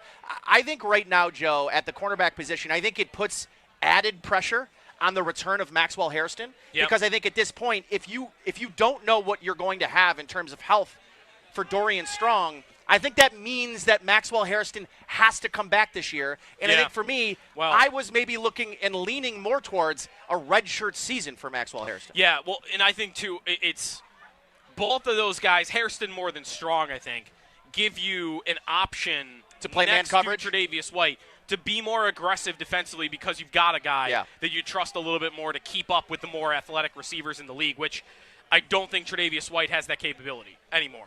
I think you got to protect him. I think you got to play zone. I think you might even have to play soft a lot of times. And Strong, maybe there was more in there. Hairston, we think that is his profile when he comes back. So right now, they feel a little naked at the position other than Tre'Davious White. That's because right. if something were to happen to him, and it's not just about Strong and Hairston, I'm worried about just the injuries at that position overall. I would Christian agree. Benford's got a concussion history. That's right. Trey White, we know all the injury history that he has. So I think it's not just that they have these 2 rookies injured. It's they're injured on top of the 2 guys that are in right now have a history of injuries. And I do think, though, that internally, both as a staff and as a team, there is a confidence in Jamarcus Ingram if he's got to play, right? Sure. Whether it's nickel, whether it's out boundary corner, I think there's a silent confidence that if worst case scenario, I think there's a lot worse case scenarios across the NFL than having Jamarcus Ingram have to play. So and they could add somebody if they really needed to, and that's a position where they've plugged and played before and been okay. Remember they signed Xavier Rhodes and he played like the week that he got here. He played a couple games. He'll be in a trivia question someday. Definitely. Ingram, the only thing about him, if he were ever have to play, he's played more in the slot in his career than he has out wide. But no, they know he can play both. So that's where you'd be too.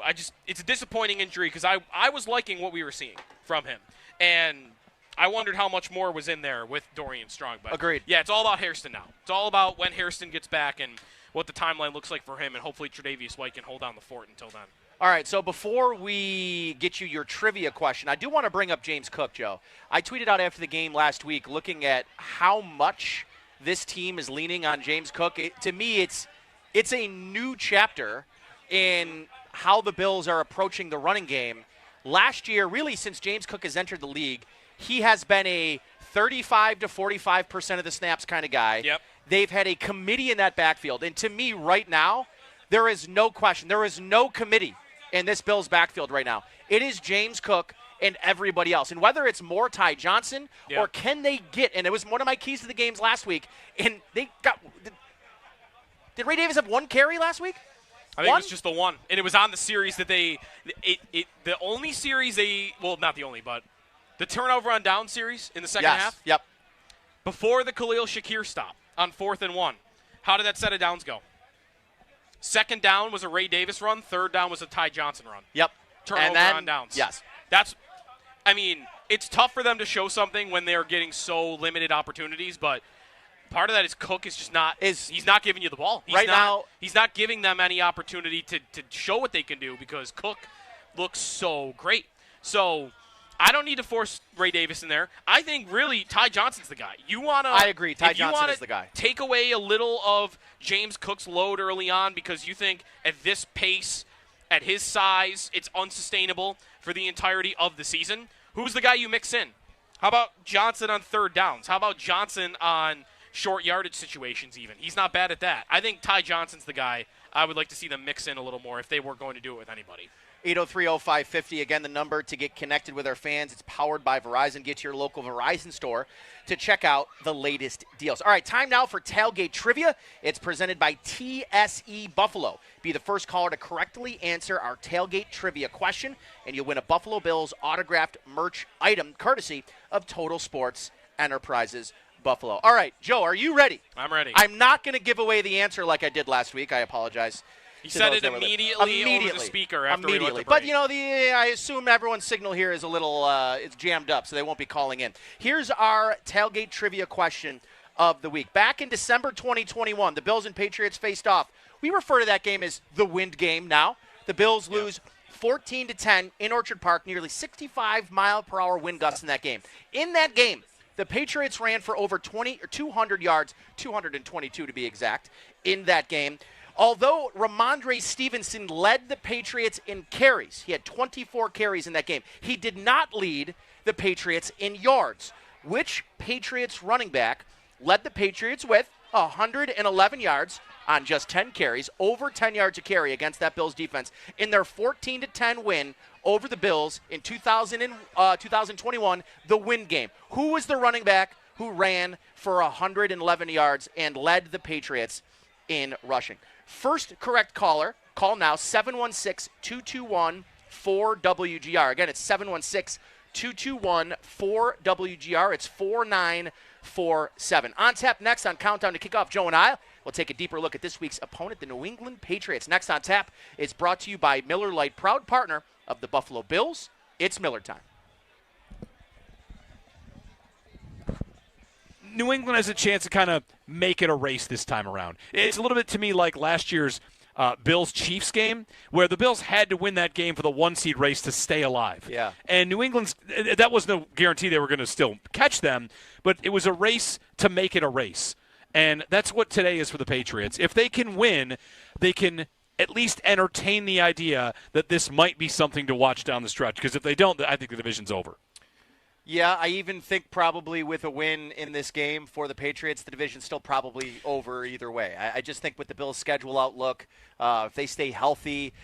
Listen, the Patriots also have a very similarly easy schedule. It's not like they have a significantly harder schedule than what the Bills have remaining for the rest of this year. But, yeah, listen, I would agree. Pesky is probably the right word for this Patriots team. I think they probably are still a year-ish away from being good, but I think that they could easily, if you told me right now they are a 9 or 10 win football team by the time this season ends and they're a wild card team, it wouldn't be that difficult to believe. Yeah, it also might be the difference between them making the playoffs and not. A game like today, are they going to win 9 or are they going to win 10? Are they going to win 8 or are they going to win 9?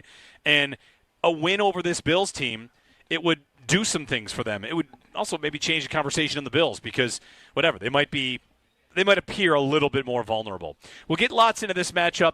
803-0550 is our phone number, 1-888-550-2550. Wherever you are, give us a ring. We got people out here hanging out. I like the white out. A lot of people are wearing white.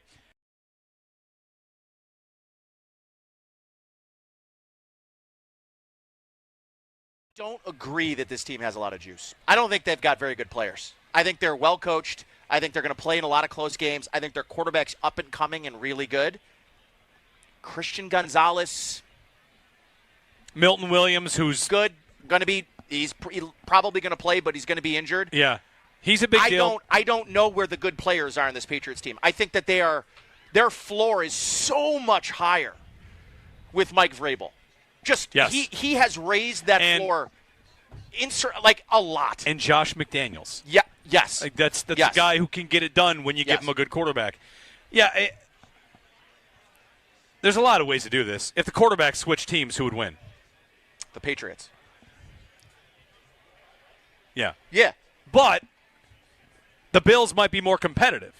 If it's May and the Bills versus May and the Patriots, I think the Bills have a better roster than the Patriots do. I think they've got a much better roster than the Patriots do. Yeah. But that said, I think the reason the Patriots have a little bit of juice is that their quarterback appears to be one of those guys.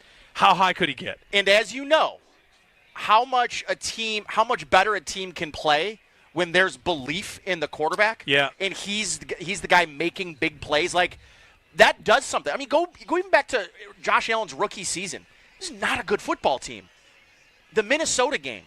I mean, some of those games you can think about in Josh Allen's rookie season where his play was elevating the players around him. And I do think you're getting a little bit of that with Drake May. This version of Stephon Diggs is not going to be the same version you saw in a Bills uniform. It's just he's not the same separator, doesn't have the same foot speed. He can still get open, but he's not the deep threat he used to be. So, I look at their wide receiving room. They have a bunch of guys in Hunter Henry. To me, this is where I tell you that I am a Keishon Butte truther. Okay, I've got him in fantasy. I think he can be pretty good. No, but I don't disagree.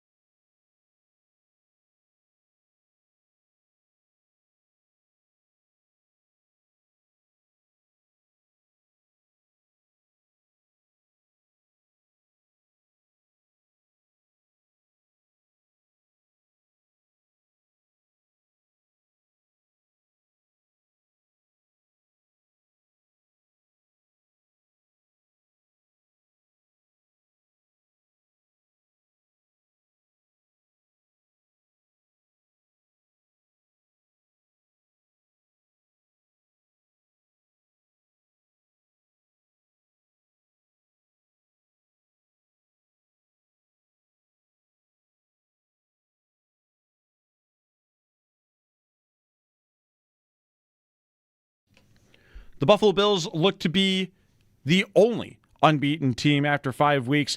One thing standing in their way right now, the New England Patriots tonight in Sunday Night Football. Injury report for this game brought to you by the Barnes Firm. Injured for help, call 1-800-8-million. Dorian Williams and Dorian Strong both ruled out before today. Strong, in addition, was placed on injured reserve.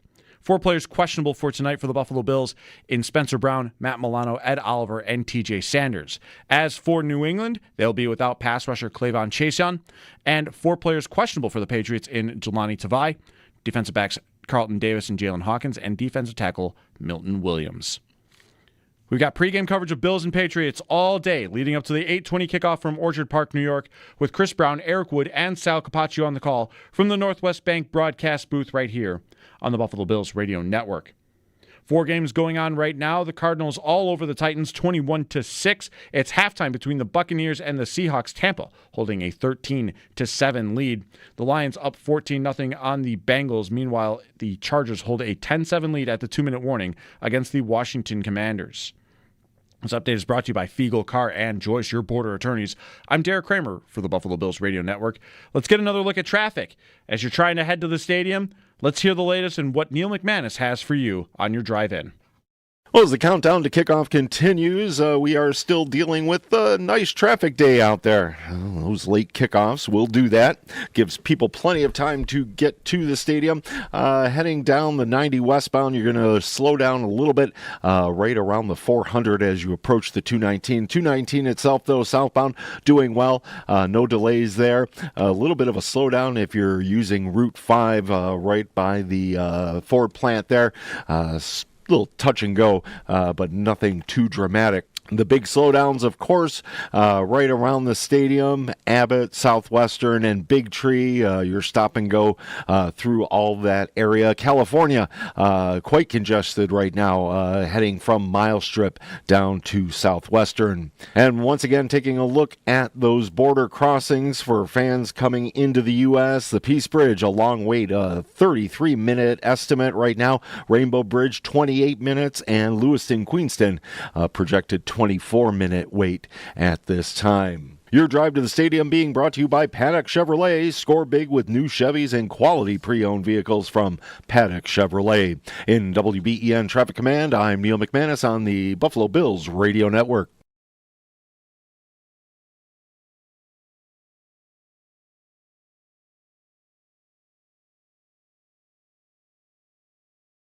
I feel like it's the same. Like, I always feel like they always have a good defense. You know, people kind of, say this, that, and the third about them, but I've watched them and I've been a part of that team for a while. And, seeing them, they're sound. They're going to fly around and, they got guys on the back end that are extremely smart. They keep some active corners, like some guys that like to play aggressive, some guys that don't.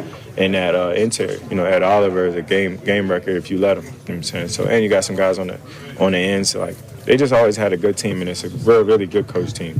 Shout out to Sean McDermott. So for me, I don't think it's nothing new as far as like this year. They're going to be coached well. And it's going to be a test for us. I look forward to it.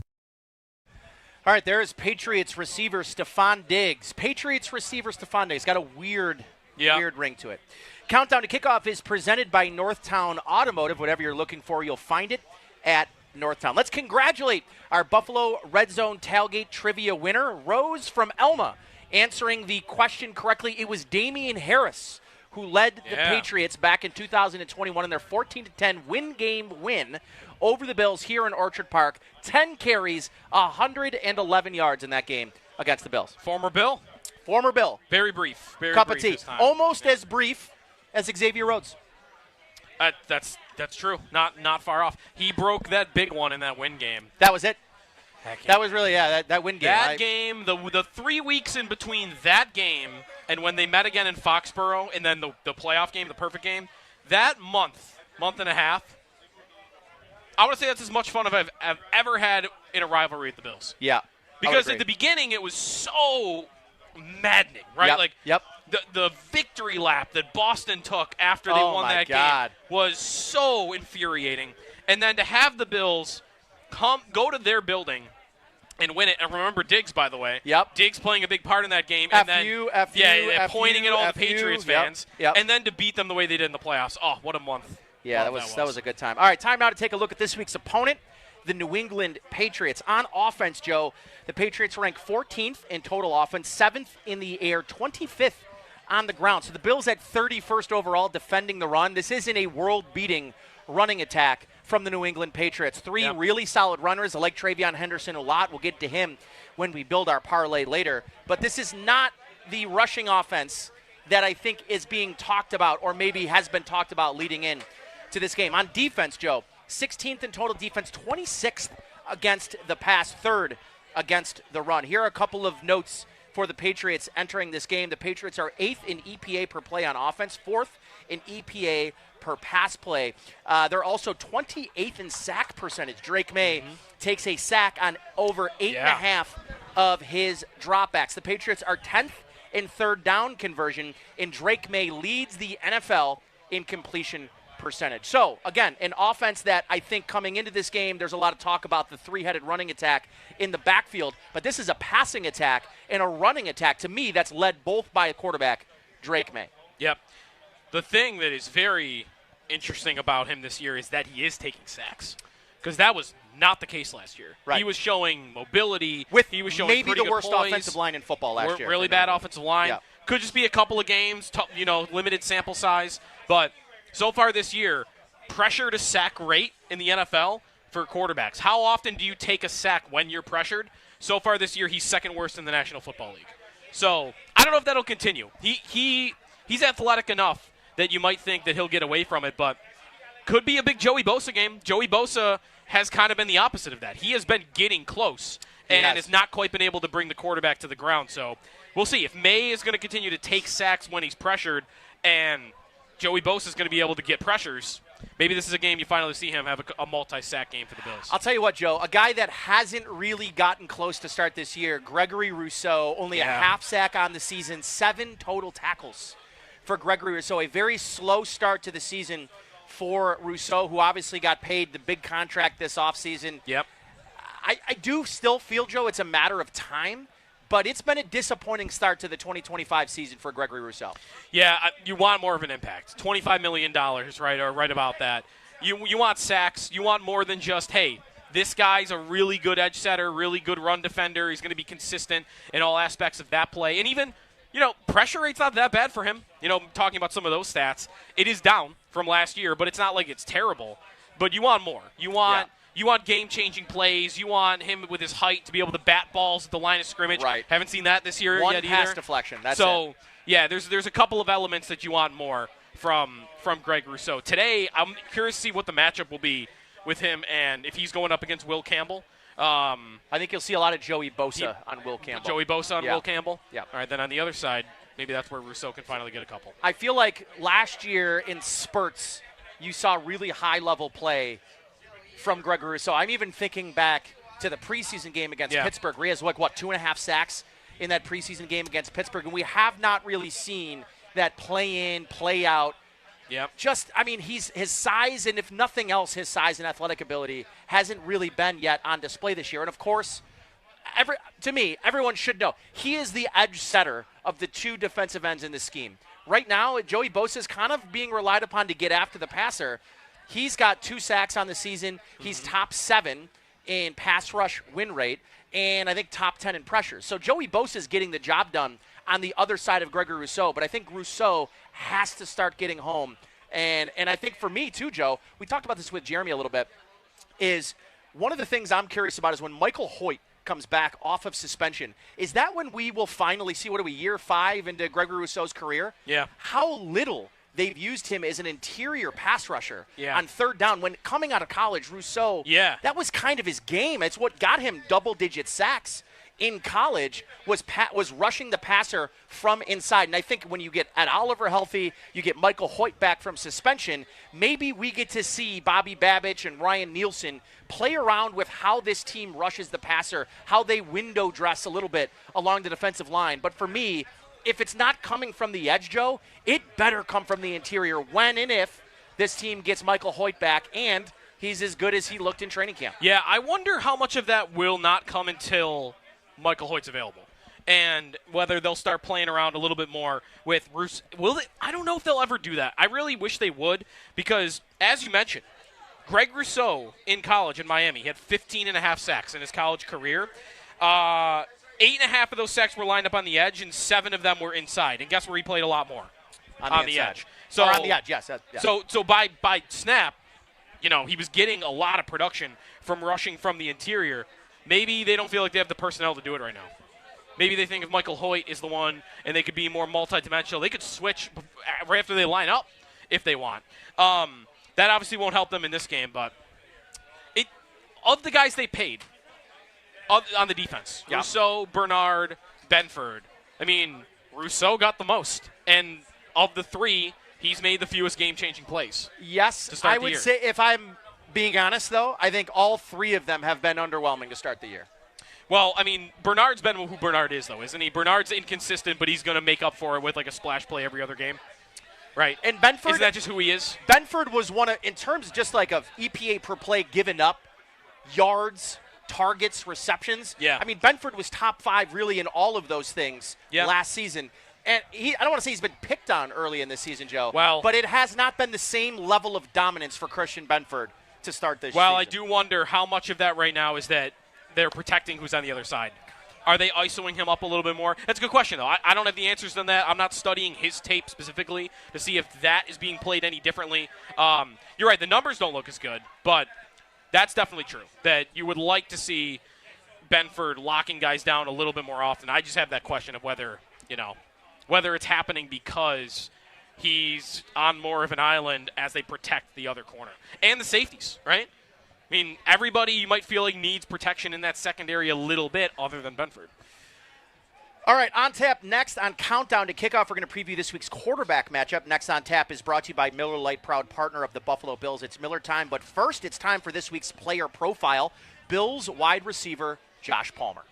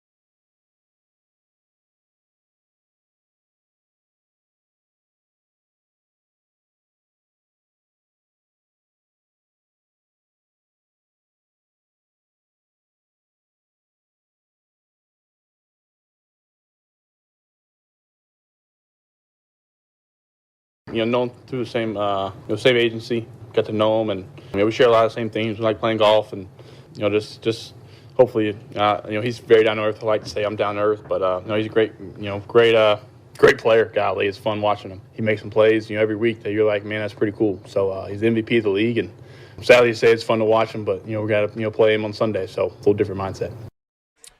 That is Patriots quarterback Drake May on Bills quarterback Josh Allen. Welcome back to Countdown to Kickoff. And Countdown to Kickoff is presented by Northtown Automotive. Whatever you're looking for, you'll find it at Northtown. Time now to preview this week's matchup at quarterback. The Drake May you just heard is who we feature this week in our matchup at quarterback. Leading the league right now, Joe, in completion percentages at 74% of his passes completed, 988 yards, 7 touchdowns, 2 interceptions, 8 yards an attempt, 10.5 per completion, a passer rating of 109.4, which leaves him at 4th in the NFL, and a QBR of 63.7, which is 12th.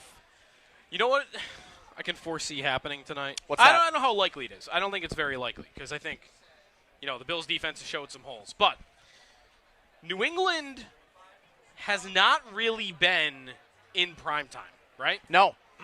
So I imagine there's some Bills fans, and this might be a lot of Bills fans, that don't watch every game in the league, don't have Sunday ticket, don't have Red Zone. They watch the Bills. They watch what game they get on CBS and Fox, and that's about it. That fan hasn't seen a lot of Drake May. That's right. They might be hearing us all week and ESPN all week, like, man, this guy's showing really well. Yeah. So it could be a bit of a first impression with a lot of Bills fans. Like, all right, let's see what this Drake May's all about. If he comes out and stinks it up today, I think you're going to have a lot of Bills fans tomorrow morning go, I don't know what anybody was talking about with this guy. Drake May. Like, Drake he May, was nothing special. Yeah. But, again, part of that is because hasn't been in prime time, doesn't have any big signature wins yet, and I still think he'll get there, but I don't know how unfair it'll be tomorrow if that's the reaction for many. But what it will take for that is the Bills' defense to really smother him and shut him down. Yeah, and that might be the toughest part of this hypothetical because the Bills' defense so far, I guess they did a good job against Spencer Rattler, but I have a tough time seeing them completely shut down May tonight. All right, time now to get connected with our fans. It's powered by Verizon. Get to your local Verizon store to check out the latest deals. Let's get to Frank in Youngstown. Frank, you're on with Nate and Joe on Countdown to Kickoff. Good afternoon, Frank. Hi, guys. I just wanted to say it's so nice to have somebody at Joey Bosa's talent back in the lineup for the Buffalo Bills. And to all the Bills fans out there, I wanted to say that Patrick Holt's going to be in the stadium today as an official, and he was the guy that ripped us off from the Super Bowl. All right. Thanks for the call, Frank. He spotted Josh Allen short in the fourth quarter and caused the game to have a turnover, and Kansas City went on to score to go ahead of us. And it's also rumored that he is a Ravens fan and has family in Kansas City. Wait, if he's a Ravens fan, why did he want the Chiefs to win? You'd think. I don't know. Yeah, it doesn't make any sense. I don't know where the referees live. I don't spend that much time on such endeavors, personally. No, if he's a Ravens fan, you might, unless the idea is the Bills beat the Ravens before. I don't know. Chiefs beat the Ravens as many times as the Bills have. Well, I guess not anymore. Not in the playoffs. I don't know. I'm not worried about the refs. You can have bad ref games. I'll be worried about the refs after they mess it up in the game. Agreed. That's my strategy.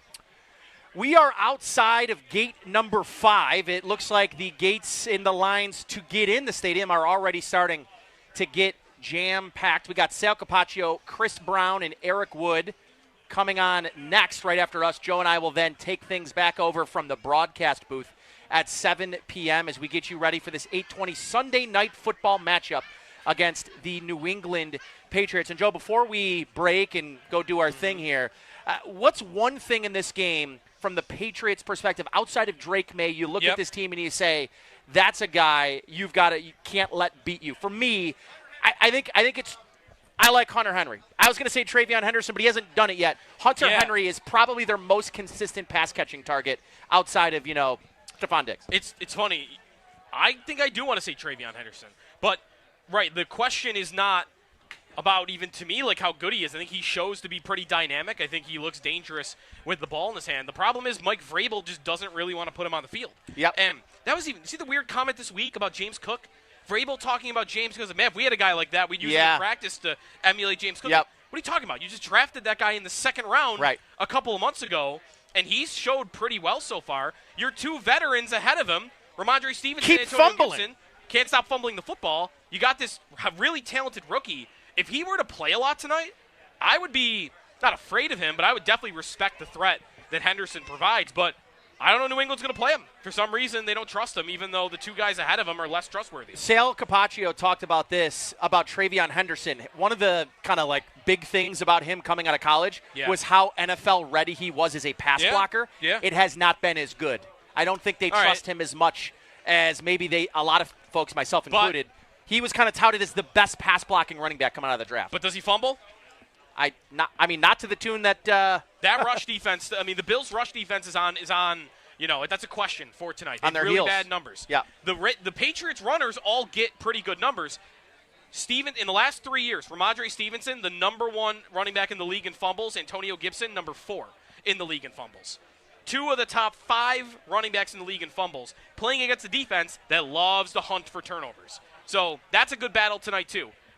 Who wins? The Patriots' rush attack that's been strong, the Bills' rush defense has been weak, or the Bills' defense going after turnovers from 2 running backs that love to put the ball on the ground? All right, be listening to the ECMC halftime show. ECMC, go where the Bills go. I'll be recapping the key moments of the first half with Sal Capaccio and get you up to date on the Skyworks stats of the game. Skyworks equipment rental, building America from the ground up. A reminder to let TRS Heating, Air Conditioning, and Electrical Excellence intercept your heating bills this winter. Enter now at WGR550.com for a chance to win $1,200 towards your home heating costs. Don't fumble this opportunity. Contest ends January 4th, 2026. TRS Heating, Air Conditioning, and Electrical Excellence, powering tomorrow, comforting today. On tap next on Countdown to kick off the Dun Tire Roundtable with Sal Capaccio, Chris Brown, and Eric Wood. Next on tap is brought to you by Miller Lite, proud partner of the Buffalo Bills. It's Miller time.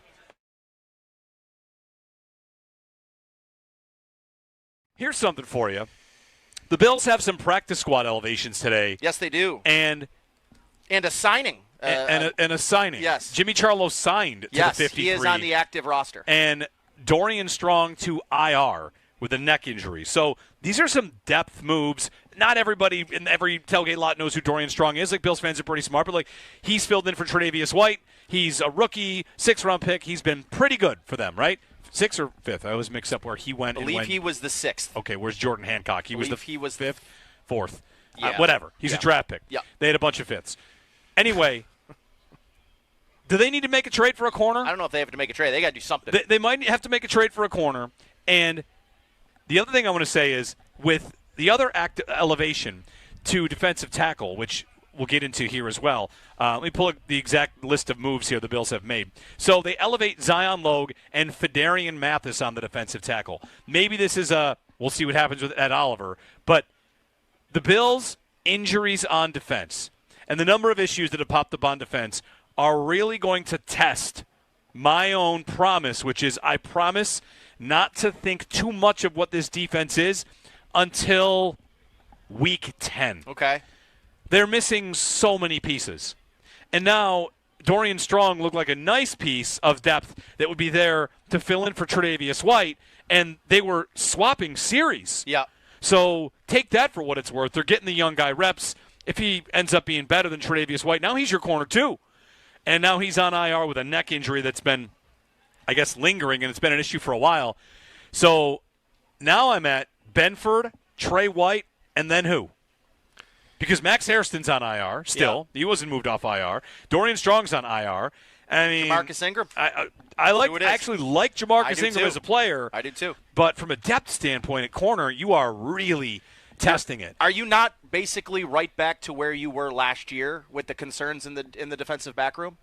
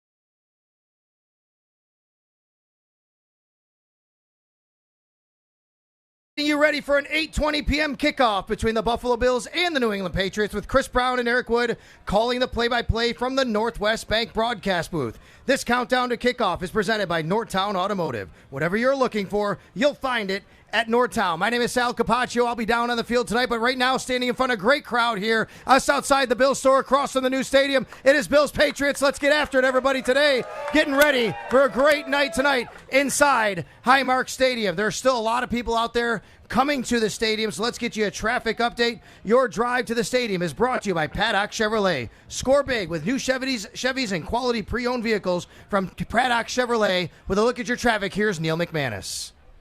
Well, the fairly uneventful traffic day continues as you make your way to the stadium. The 90 westbound doing well until you get to that 400 interchange. Then you're going to be under speed a little bit until you get onto the 219.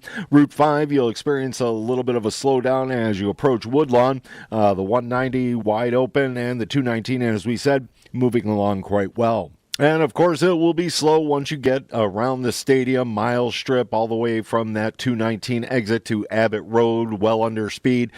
California Road from mile strip down to Southwestern, that is jam-packed. You might want to avoid that area unless you really have to. Down South Park and McKinley, a little bit under speed there as well. And once again, let's take a look at those border crossing times for those heading into the U.S. Right now, a 30-minute delay at the Peace Bridge, 38-minute delay at the Rainbow Bridge, and Lewiston, Queenston, you're looking at about 24 minutes to cross into the U.S. Your drive to the stadium being brought to you by Paddock Chevrolet. Score big with new Chevys and quality pre-owned vehicles from Paddock Chevrolet. In WBEN Traffic Command, I'm Neil McManus on the Buffalo Bills Radio Network. Thank you very much, Neil. Countdown to kick off the roundtable with Chris Brown, Eric Wood, and Sal Capaccio is just outside Gate 5. So if you're listening to us, you want to come on over, you want to say hi, we're just outside Gate 5. We're between the Bills store and the Ralph Wilson statue. It's an absolutely gorgeous day here in Orchard Park. It's going to be an absolutely wonderful night inside the stadium for Bills Patriots. And this opening segment of Roundtable is brought to you by Hamburg Overhead Door, over-delivering all over Western New York. Well, guys, when the schedule came out and we saw the Bills would have 3 primetime home games in the first 5 weeks of the season, we said, okay, we'll get some decent weather. I don't know if we envisioned anything as good as we saw week 1, and then, of course, Thursday Night Football a couple weeks ago, and then here tonight, Chris Brown. I can't remember 85 degrees on October anything. So to get this weather this atmosphere, it's unbelievable. In that last game against the Dolphins, it was like Shangri-La out here. It was people were like loving life. It was unbelievable. Just the sea of humanity that was out here, and people can't wait to get out here as early as possible because we leave early to get here. We're working, and there's still traffic. It's amazing. We're leaving 5-6 hours before the game, and people are still bumper to bumper because they want to get out here and experience this. Yeah, these last couple home games, I've had big groups in from out of town. I say it's like this in Buffalo all year round. It's 75, no humidity. It's like Southern California weather out here, but no, this is absolutely perfect, and I'm loving that in this farewell tour of Old Highmark Stadium.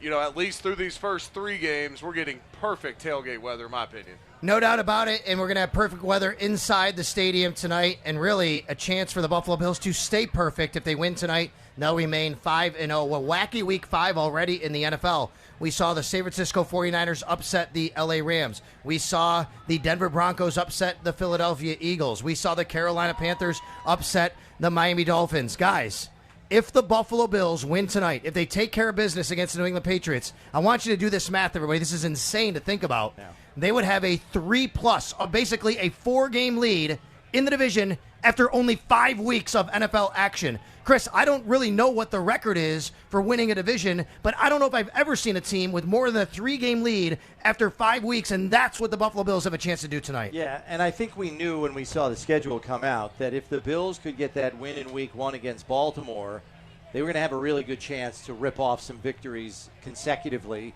and that's where we sit right now with another opportunity here tonight that I think is favorable for them too. But to be up this much by having other teams helping you out along the way, it's eerily reminiscent of when the Bills were 6-6 in 2023 and had to run the table and get help, and they did. because there were a couple of teams that were able to beat Miami, Baltimore, and then if I remember right, Tennessee upset them in a Sunday night game down there. Yep. That set the stage for the Bills to win the division in Week 18, which they did on Sunday Night Football, as we all remember a couple of years ago. But that was at the end of the season, not in Week 5. Right. A 3-game lead after playing 5 games. That is, I've never seen that. We got to look that up. This guy's an almanac for one. I love that, how you can rattle off those.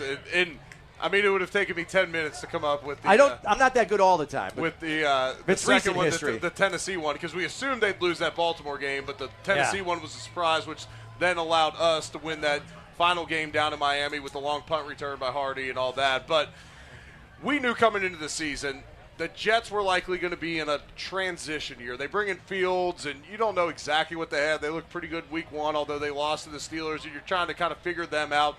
Miami looked like a team in turmoil that was also, again, getting really dinged up on the defense side of the football in the preseason. And you had the offseason stuff with Tyreek Hill, and during training camp they're talking about he's going to have to apologize and earn the respect of, like, none of that's good. And you kind of saw that coming. We knew, or we talked about, that likely our biggest test in the division this year was going to be the Patriots. They bring in Mike Vrabel. They got Josh McDaniels as offensive coordinator. Drake May had some big highlight moments last year on a Patriots offense that was awful. Worst offensive line in the NFL. Maybe the worst skill players in the NFL as well. It was a bad roster. And you still saw some highlights from him. You saw enough to be excited about what he could do in year 2. And so when you bring in some organizational stability with the coaching staff they hired, they had a ton of cap space, so you bring in Williams along the defensive line. You bring in Steph Diggs. You bring in our guy on the outside, Mac Hollins. You bring in some help on the offensive line. You assumed that this would be an improved Patriots team. Now, they sit here at 2-2 right now, and we'll see how tonight goes. But, yes, the Bills have a chance to really give themselves some distance. But we all assumed coming into the year that the Patriots would likely be our biggest test within the division. Yeah, and the Bills and Patriots renew a rivalry that goes back to when this stadium started, 1973. And we know today the rivalry jerseys are out. It's a whiteout. Look at all these great rivalry jerseys we have in front of us. We're taking a look at them. It's unbelievable. It's going to be a fantastic night in Orchard Park on NBC, but of course listening right here on the Buffalo Bills Radio Network. Well, guys, let's talk about the Buffalo Bills and where they are right now and how they got here. And I don't think we can start any conversation without mentioning James Cook, AFC Offensive Player of the Month, Chris Brown. He is the first Bills running back to win that award since Thurman Thomas in 1991. Thurman won league MVP that year, by the way. He's the first player not named Josh Allen to win the award since your quarterback, Ryan Fitzpatrick, won it in September of 2011 after the big Patriots victory here that we all remember in 2011. Chris, James Cook's game, where you saw it for the first 3 years to this year, can you explain the ascension, even building on the fantastic year he had last year? Yeah, obviously the difference is workload, which, they've given him more of the ball, and Ray Davis has, unfortunately been the guy that's stuck on the sidelines because of it, but it's hard to argue with the results. I mean, he's averaging almost 5.5 yards a carry. He's got 3 straight 100-yard rushing games. He's gone against some pretty decent run defenses, and it just doesn't matter. That offensive line is A+, and he knows how to run behind it. He's been doing it for 3 years, as you outlined, and not much has changed in front of him. So I think the reads are very familiar and comfortable to him, although they have, and Eric can speak to this more than I can, they have diversified that run game. It's not just the duo concept and the pull the tackle like it's been the last couple of years. They've added to that. The menu is larger, and to the offensive line's credit, they've been able to handle it in terms of executing it, and James has been great in terms of, picking the holes, knowing when, and we say this all the time, he is an enormously gifted running back physically. He can run away from people, he can lower his shoulder and drive a guy back off the line of scrimmage, make something out of nothing. But I still maintain that his best skill is his decision-making in terms of when to be patient and let the hole open up, and then when to, hey, that hole's closing, I got to hit it now. He never makes a wrong decision. I mean, if he has, you can count him on one hand in the 3-4 years he's been in the league. He is so good at deciding when to go, when to wait, and hit it later. Yeah, he has a unique ability to run as a running back on a play that you think gains 1, it gained 4. Yep. Those guys generally are also not home run hitters. James Cook also has the ability to rip off a 50-yard run at any moment. Those guys that are generally hey, it's kind of a closed-up hole, and we'll say it on the broadcast. Yeah. Wait, 2nd and 6? That looked like a 1-yard gain. Now, give the offensive line credit because he's not getting contacted until 2 yards. But he's dragging guys, too. They'll drag him for 2 yards, and it looks like, didn't look like much. Wow, 2nd and 6. Keeps you ahead of the chains, and not to shift the focus away from James Cook, but the development of James Cook by the staff. We see this across the board with players within this organization. That's what's allowed them to sustain this consistency of being so dominant is their player development. I did not see this coming with him coming out of Georgia. I thought the ceiling was high as a pass-catching back, as a scat back, as a guy who can hit the home run. I did not think he could become what he's become. This is not a shot on James Cook. I don't think the Bills felt that. We just had such a limited sample size, so give the coaching staff credit and everyone in the organization for developing. Give James Cook a lot of credit. He's added muscle. He's added size. Yeah. He has completely developed his game into being an every down back. He's a great blocker at this point. Yeah. Yeah. Which was what kept him off the field a lot on third downs in past years. But I think the best way to say it is he is a run game maximizer. I think we used that phrase in last week's broadcast. He is a run game maximizer. When do you see him taking a monster shot? Never. He knows he's like Shady. He knows when to get down, when to just take what he can get. But he's never on his shoulder blades getting driven back into the backfield. If someone penetrates and gets a hand on his leg, he squirts out of it and he'll get a yard or two instead of -3. That's what he is great at. He is a run game maximizer. And even though there's so many people tuned into this, James Cook is not tuned in, so this is not a broadcaster's jinx in this moment. But he also protects the football. Yeah. James Cook early on in his career put the ball on the turf, and his first carry out in L.A., he's become a great protector of the football as well. And so you have faith in him that he can be your guy at the end of the game, too. We used to put Ty Johnson in at the end of football games or somebody else to finish out the game in 4-minute offense. We can leave James Cook in now. I mean, he also protects the football. He's a do-everything back, honestly, based upon age, skill, and what he brings to the table. I don't know if there's another running back that I would replace him with in the entire NFL here in Buffalo. Wow. Just to piggyback on your point a little bit earlier about coming out of Georgia, even the Bills didn't think that necessarily, Eric. I mean, let's remember what happened. The Bills thought they had signed J.D. McKissick to be a pass-catching back. J.D. McKissick reversed course the next day, went back to the Commanders, and the Bills said, okay, we got to draft someone. They draft James Cook in the 2nd round to be the pass-catching back, and lo and behold, he becomes an every-down back who suddenly now is arguably off to the NFL's Offensive Player of the Year start. Okay, let me backtrack 1 second. I may take Bijan over him, Bijan Robinson. Saquon? Not based upon age and workload. Okay. Not based upon how many hits and Those how many are probably carries. the only two, though. But Bijan also was drafted 6th overall, Fifth, fifth overall. Yeah, I think it was There's fifth. a big difference between a second rounder and A late fifth- second round. The late second round draft pick in 5th overall. The max efficiency you're getting is unbelievable. It's Yeah, a great absolutely. point. I mean, and by the way, speaking of Bijan, Monday Night Football next week, the Bills Yeah. will see. We'll see two great You might- running backs. You might have the leading rusher in the AFC and the NFC by the time we get there. We'll if see it about goes that right tonight. And let's see how it goes tonight. Good piggyback and good segue, because here's the challenge, though. This is a Patriots defense that is near the top of the league in run defense. They're allowing a very minuscule, less than 4 yards per carry, and less than 78 yards rushing per game. Eric, what do you see from the Patriots, what they're doing? Milton Williams, a big piece of them. He is questionable in this game. I think he's going to play based on reports from this morning. But how can the Bills, and take me to the mindset of a team. All right, you're on a team that runs the ball. You're so good at it. You've been on teams that could do that here in Buffalo. But you're facing one of the best run defenses. Is it, hey, let's throw on them a little bit, or no, let's show them we're the better team at doing this? It's both. You got to have a certain amount of arrogance about you in the NFL where you say, look, we're the best at what we do, and you can't stop us. It's kind of like the Bills' rush defense compared to their pass defense right now. They give up the fewest pass yards in the league, but then you give up the second most rushing yards per game. The Patriots are similar. They're 28th in the NFL in yards per pass. They give up to 26. They're just flipped. Yeah. So they're just flipped. And the way game scripts have unfolded, like I do think this is a very stout front. Tonga in the middle, when they get in base defense, he's stout. And then, they play. Yeah. It's not a traditional 3-4 like when I earned the NFL, where you have massive guys at all three spots, and then they just all two gap. It's not quite that. They do play some 50 front, though. Yes, they will. But I'm saying it's not your traditional. Yeah. Those guys all two gap, and you have two 255-pound linebackers that come down and hit the guards. They're essentially big three technique or small three techniques back there.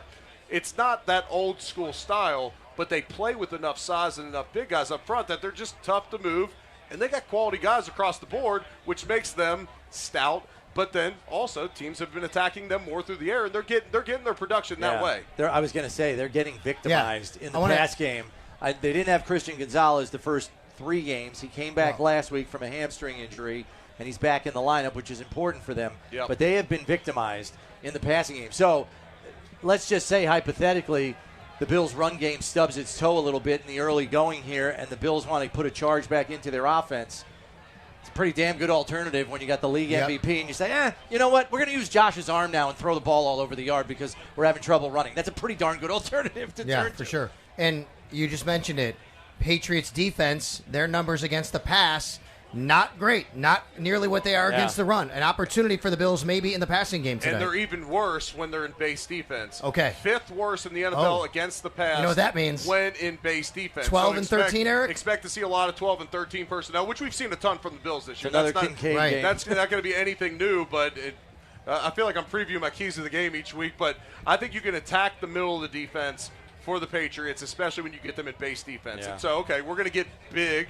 We're going to make you get big. If you don't, we're going to run the football on you, and you're likely not going to be able to stop it. So now we're going to get your big guys on the field, and we're going to attack your linebackers across the middle of the field. I don't think they're Marcus Jones, obviously a super explosive returner, but tiny. But he's tiny. He's fine at nickel. You know, he's a starting nickel. But if he's on the field, you want to take advantage of his size and run at him, right? Take advantage of his size, but I also think you can throw on him. Okay, and that's interesting. That gets me to my next point. By the way, we should say for people who are listening and watching, who are here, when Eric says base defense, that's basically 4 down linemen, 3 linebackers, and the way you can get them in there is by you put tight ends in the field, which the Bills love to do, Chris. Yeah. You had a stat earlier this week. I think you read the Bills personnel-wise, what they're doing right now with their tight ends. So I updated the numbers this week. So in 12 and 13 personnel so far this year, they're averaging 6.9 yards per carry. That's good for 3rd in the league. Amazing.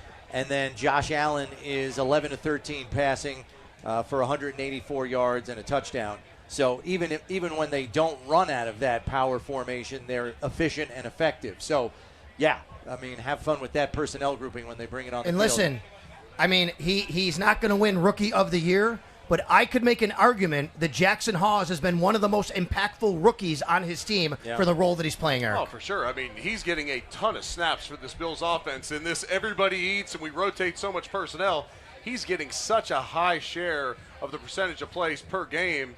And, you know, we didn't see him a ton in the preseason, which was an indicator that he's going to get a lot of reps with the starters once the offense starts rolling in the regular season.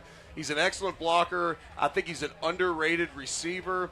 And he's given the Bills a lot more flexibility where you don't have to go to the 6-0 lineman, where he can still be in the route tree. And then all 3 of those tight ends are an asset for this offense, and they put teams in a bind with those 3 guys. I mean, last week Jackson Hawes was used essentially as a fullback on a lot of plays when they're bringing in motion and then having him lead up in the hole. He essentially is a fullback in those situations, not even necessarily a tight end. He's a stud. He's a great ball player, and he's an asset. And, you know, it's hard to get McDermott to talk really highly of rookies. I don't know if he thinks they're going to hear it or they're going to see it on social media and get a big head. He doesn't like their heads getting big. Yeah. He gushes over Jackson Hawes. He does. And it's a rare thing for him with young players. I'm not even saying just rookies, young players in general. And we'll have to have you keep an eye on his movement tonight because he had that ankle injury, as you know, and was a little limited. I saw him during the week, and he said he was going to be okay, but just something to keep an eye on, see if it compromises his movement a little bit. Yeah, and that goes for several other players like Ed Oliver, Matt Milano. The official inactive list won't come out till 6:50 tonight. because it's 90 minutes before kickoff at 8:20. So at 6:50, we'll give you the official inactive list right before we sign off here on the roundtable. We are just outside Gate 5 between the Bills store and the Ralph Wilson statue. You guys having fun out there? Love having you out here. Thank you so much. We appreciate you coming aboard. All right, before we head to our first break, Eric, one of those guys that was missing last week in the Bills lineup was Spencer Brown. Ryan Vandermark, he got beat a couple times in the pass rush, but if you go back and watch, he did a good job in the run game. Stud. Right? And look, no offensive lineman is ever going to be perfect throughout a game. Unfortunately, his couple bad plays were noticeable because they affected the pocket so dramatically. Yes. And we don't give much help to our tackles, and we didn't give Vandermark any help last week because we stuck with our normal game plan. We get guys out. That's part of the reason our pass game's so good is because we get all those guys out. It stresses the defense. We're not leaving guys in consistently to chip guys going out or Is that normal to have so many one-on-ones across the line? No, it's not, but we also have two of the best tackles in the NFL, Yeah. and so you can do that type of Yep. thing. And you also have Josh Allen back there who's confident. If one guy gets beat, Josh generally does not let that result in a sack or even a negative play for a lot of times. And so I thought Vandermark had an excellent game. And during the broadcast, it's hard to pick up on that. One, we're watching the lateral view of the play, each and every play. Not the end zone We're view. calling the game. We got to call it from the ball's perspective. I'm going to call an absolute – we're both going to call terrible games. All three of us are going to call terrible games if we're simply watching a specific offensive lineman on each and every play. Now, sometimes it dictates if it's Myles Garrett versus Deion Dawkins. I might be talking about that throughout the broadcast. But on a normal – like on a week like last week, we're watching the ball, we're watching matchups down the field and all that to create a proper broadcast. But, I mean, Eric did catch on a couple of replays, like, for example, the failed fourth down conversion on the inside play to Shakir. It looks like Ryan Vandermark whiffs on the block, but he saw on the replay that he tripped over a guard's foot. Yep, that's right. why he missed the block. He tripped. Osiris Torrance is supposed to go forward on that play. He gets engaged quickly. His right foot goes back. Now, there's your trip. Well, could you say, Ryan Vandermark, don't trip on that play? Of course, but it wasn't that he whiffed. He got tripped up at the line of scrimmage. And couldn't get there. Yeah, and that's a different concept. That's not something we've seen them run a ton. You don't have a ton of time on their task. So maybe you don't call it on fourth down. Or maybe you – look, I'm not saying that the Bills didn't take the Saints seriously, but maybe you put that on film so that now the rest of the year teams have to say, hey, when they get 4th and 1, it's not anything. It's not QB sneak up the middle or maybe a hard play action where we've seen them roll out and toss it to Cook in the flat. Oh, shoot, now they're coming with flips to Khalil. Shakir's coming across. Like, maybe you put some stuff on like that on film to make other teams prepare for it. Yeah, by the way, the sun went down behind the tent. I can take my sunglasses off. It's going to be beautiful out here tonight. Perfect sunset in Orchard Park, right by the new stadium. If you take a look at it, it's a beautiful picture. If you want to take a look at that tonight, you're coming down here. Come on down. We are here just outside the Buffalo Bills store, the WGR stage, if you want to say that, here on the Buffalo Bills Radio Network. All right, as much as we just said about Ryan Vandermark, Chris, what would it mean for the Bills to get Spencer Brown back tonight and be ready? Well, yeah, it would be big. The Patriots actually are missing one of their pass rushers tonight, and Kayvon Chason. He's out with an injury. He got downgraded to out yesterday after being listed as questionable Friday, so that's a help. Harold Landry is a problem, and with Chason out, I would imagine they might flip him back and forth to try to see if there's a more favorable matchup on one side or the other, and having your two starting tackles is obviously far more valuable than having to resort to your swing tackle to spell him in a game, and I anticipate he will be back. He was close last week to not miss a game at all. I think they just erred on the side of caution. Agreed. And so I think they were building him up this week in practice to play tonight, so I would expect him to be This up. is not insider info. I saw Spencer Brown's family. I was just walking in. Maybe they had plans to come to the game regardless. But I saw he wanted to play last week, and as Chris said, he was close. It feels like a division game. Right? My family would make plans to come, and even if I wasn't playing, they would still But come. that's smart. Like, save him for the division game. That's right. Give him an extra week to get it right, and then have him for your division game. And you give your swing tackle some reps and some Yes. starting experience That's right. in case it does pop up throughout the rest of the season. But you talk about how big it is to get Spencer Brown back. When you play with a backup at any position, it stretches the rest of the group, and they won't. If he can come back tonight, it won't stress the rest of the group as much. Speaking of that, we're going to get into what it means for the Bills' defense to possibly be without some of their players. We know Dorian Williams isn't playing. We know Dorian Strong isn't playing. We'll touch on that in our inactive list. We'll touch on that on the injury report. In the meantime, we're going to take a timeout here. We're going to say hi to everybody who come by to say hi over as us here at the WGR Buffalo Bills Radio Network stage. For Eric Wood, Chris Brown, I'm Sal Capaccio. We'll be back after this timeout. This is the Buffalo Bills Radio Network.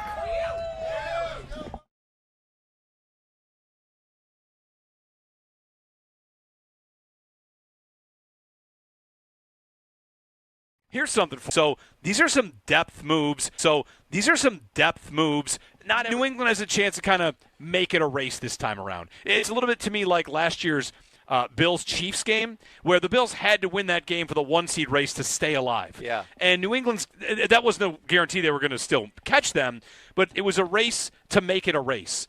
And that's what today is for the Patriots. If they can win, they can – at least entertain the idea that this might be something to watch down the stretch. Because if they don't, I think the division's over. Yeah, I even think probably with a win in this game for the Patriots, the division's still probably over either way. I just think with the Bills' schedule outlook, if they stay healthy.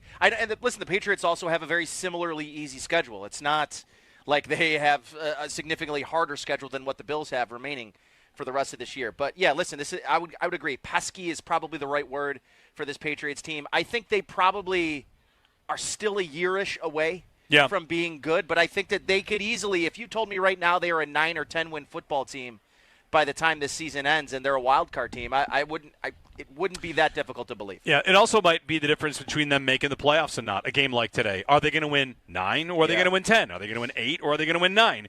And a win over this Bills team, it would do some things for them. It would also maybe change the conversation in the Bills because whatever, they might appear a little bit more vulnerable. We'll get lots into this matchup. 803-0550 is our phone number, 1-888-550-2550. Wherever you are, give us a ring. We got people out here hanging out. I like the white out. A lot of people are wearing white.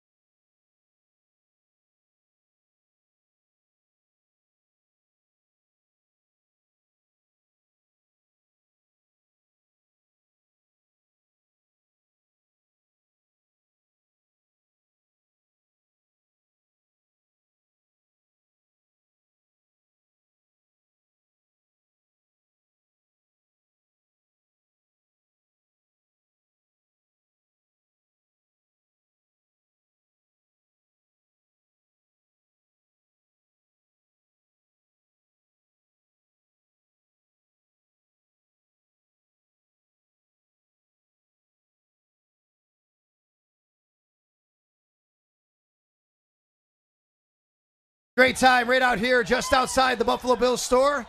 Sal Capaccio, Chris Brown, Eric Wood. Countdown to kickoff presented by Northtown Automotive. Whatever you're looking for, you'll find it at Northtown. Normally, this is the part of the broadcast where we give you the inactive list. That's not coming out for another 20-25 minutes or so. 6:50 p.m., we'll get that inactive list. But we do know, guys, the Bills are going to be without a couple of players named Dorian. So right now, let's get to the Barnes Firm injury update. Injured for help, call 1-800-8-million. Chris, I want to start with Dorian Strong. A little scary to think about the fact that he pops up with a neck injury this week, which we didn't know about. And then Sean McDermott comes on the radio show with me on our flagship WGR Sports Radio 550, says we're still evaluating where that is. The next day he goes on IR. Eric, I'm going to let you talk about this because you dealt with a neck injury, obviously, that was a part of the reason you retired. But just for Dorian Strong, how scary it is to think about what is going on with this kid and the fact they put him on IR missing 4 weeks, Chris. Yeah, and he's not the only guy in the league that experienced that. Yes. Matt Abike the defensive lineman for the Ravens got put on IR also, and they think he's going to miss the season. My goodness. We hope it's not a season-ending injury for Dorian, but when you're putting him on IR, you know it's going to be long-term because it's at least 4 games. So, I mean, we don't know the details of it, and what it's related to. In an ideal world, I would say it's muscular. You have a strained muscle in your neck or something that you can recover from relatively quickly. If you're dealing with the spine and nerves and stuff, that's when it gets really serious and fast. And to see him go on IR, to your point, on such a short timeline, I think is an indication that, it's not something that's going to be easily remedied. He's going to miss 4 games now. Is there anything you can read from that, Eric? It's tough. I don't know exactly what he's dealing with. We haven't got any information.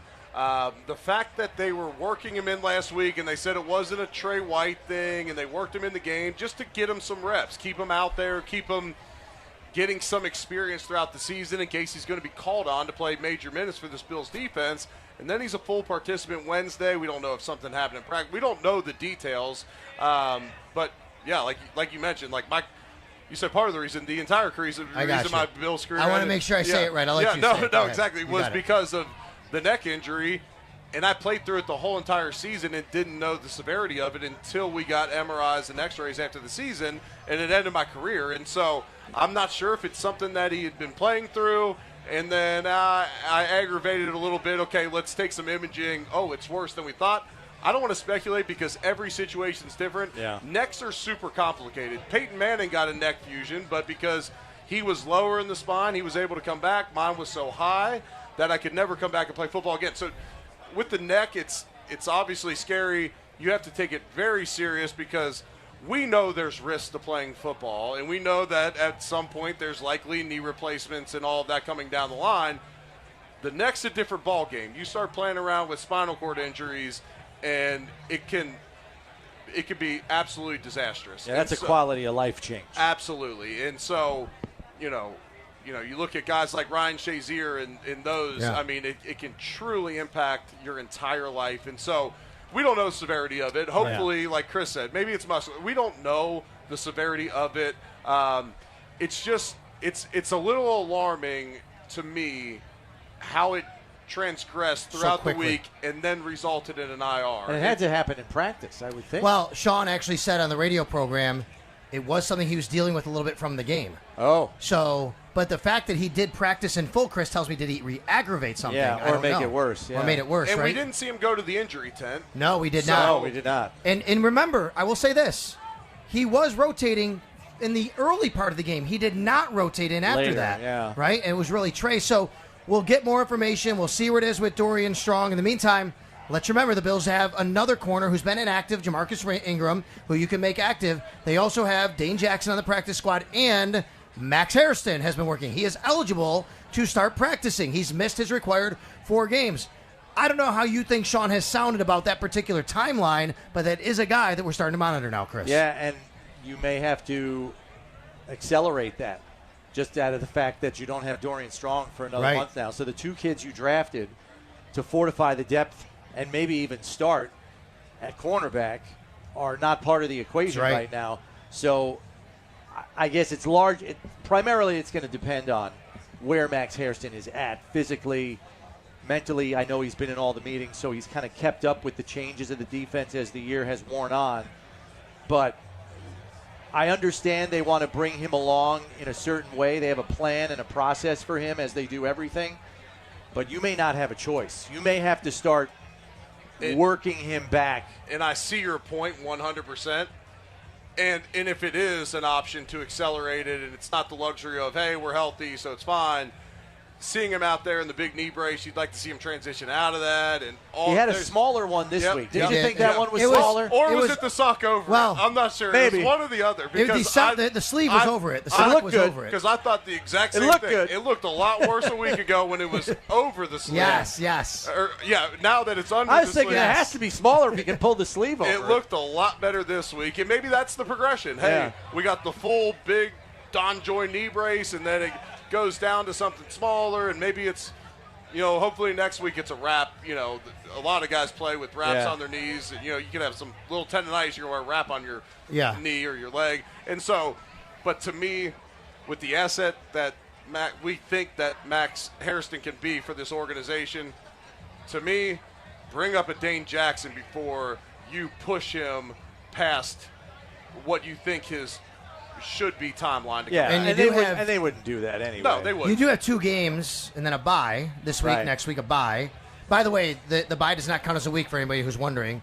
So 4 games If you're on is the IR, minimum you're on talking IR. about, Yeah, if you're on IR. But you do have this week, and then we'll see what the Bills do with Right. Harrison and Tyler Bass, by the way, who is also rehabbing, and we'll see what happens with him as his IR stint can be over at any time. The Bills feel that he can start practicing. And Okay, Tylen Grable. and Tylen Grable, it's a great Yeah. point to help fortify the offensive line depth if they'd like that. If there's an injury along Yeah. the line, you put him up there. Talk about last week. That's right. You know, we got Chase Lunt active Yes. as the backup swing tackle. Talk about stressing the offensive 100%. line. If Grable's back, maybe Vandermark's still the swing guy, but now you have Tylen Grable behind him. So I love that point because it helps us explain a little bit more about what's going on this week with Dorian Williams being out and Jimmy Charlo being signed to the 53-man roster. Chris, I know a lot of fans are wondering, oh my God, does that mean Jimmy Charlo is going to be playing will linebacker? Is Matt Milano going to be out? First of all, we'll get the inactive list, but let's just play the game of Milano's going to start. Let's say he had a good week. If that happens, you are without Dorian Williams. What does that mean for a guy like Jimmy Charlo?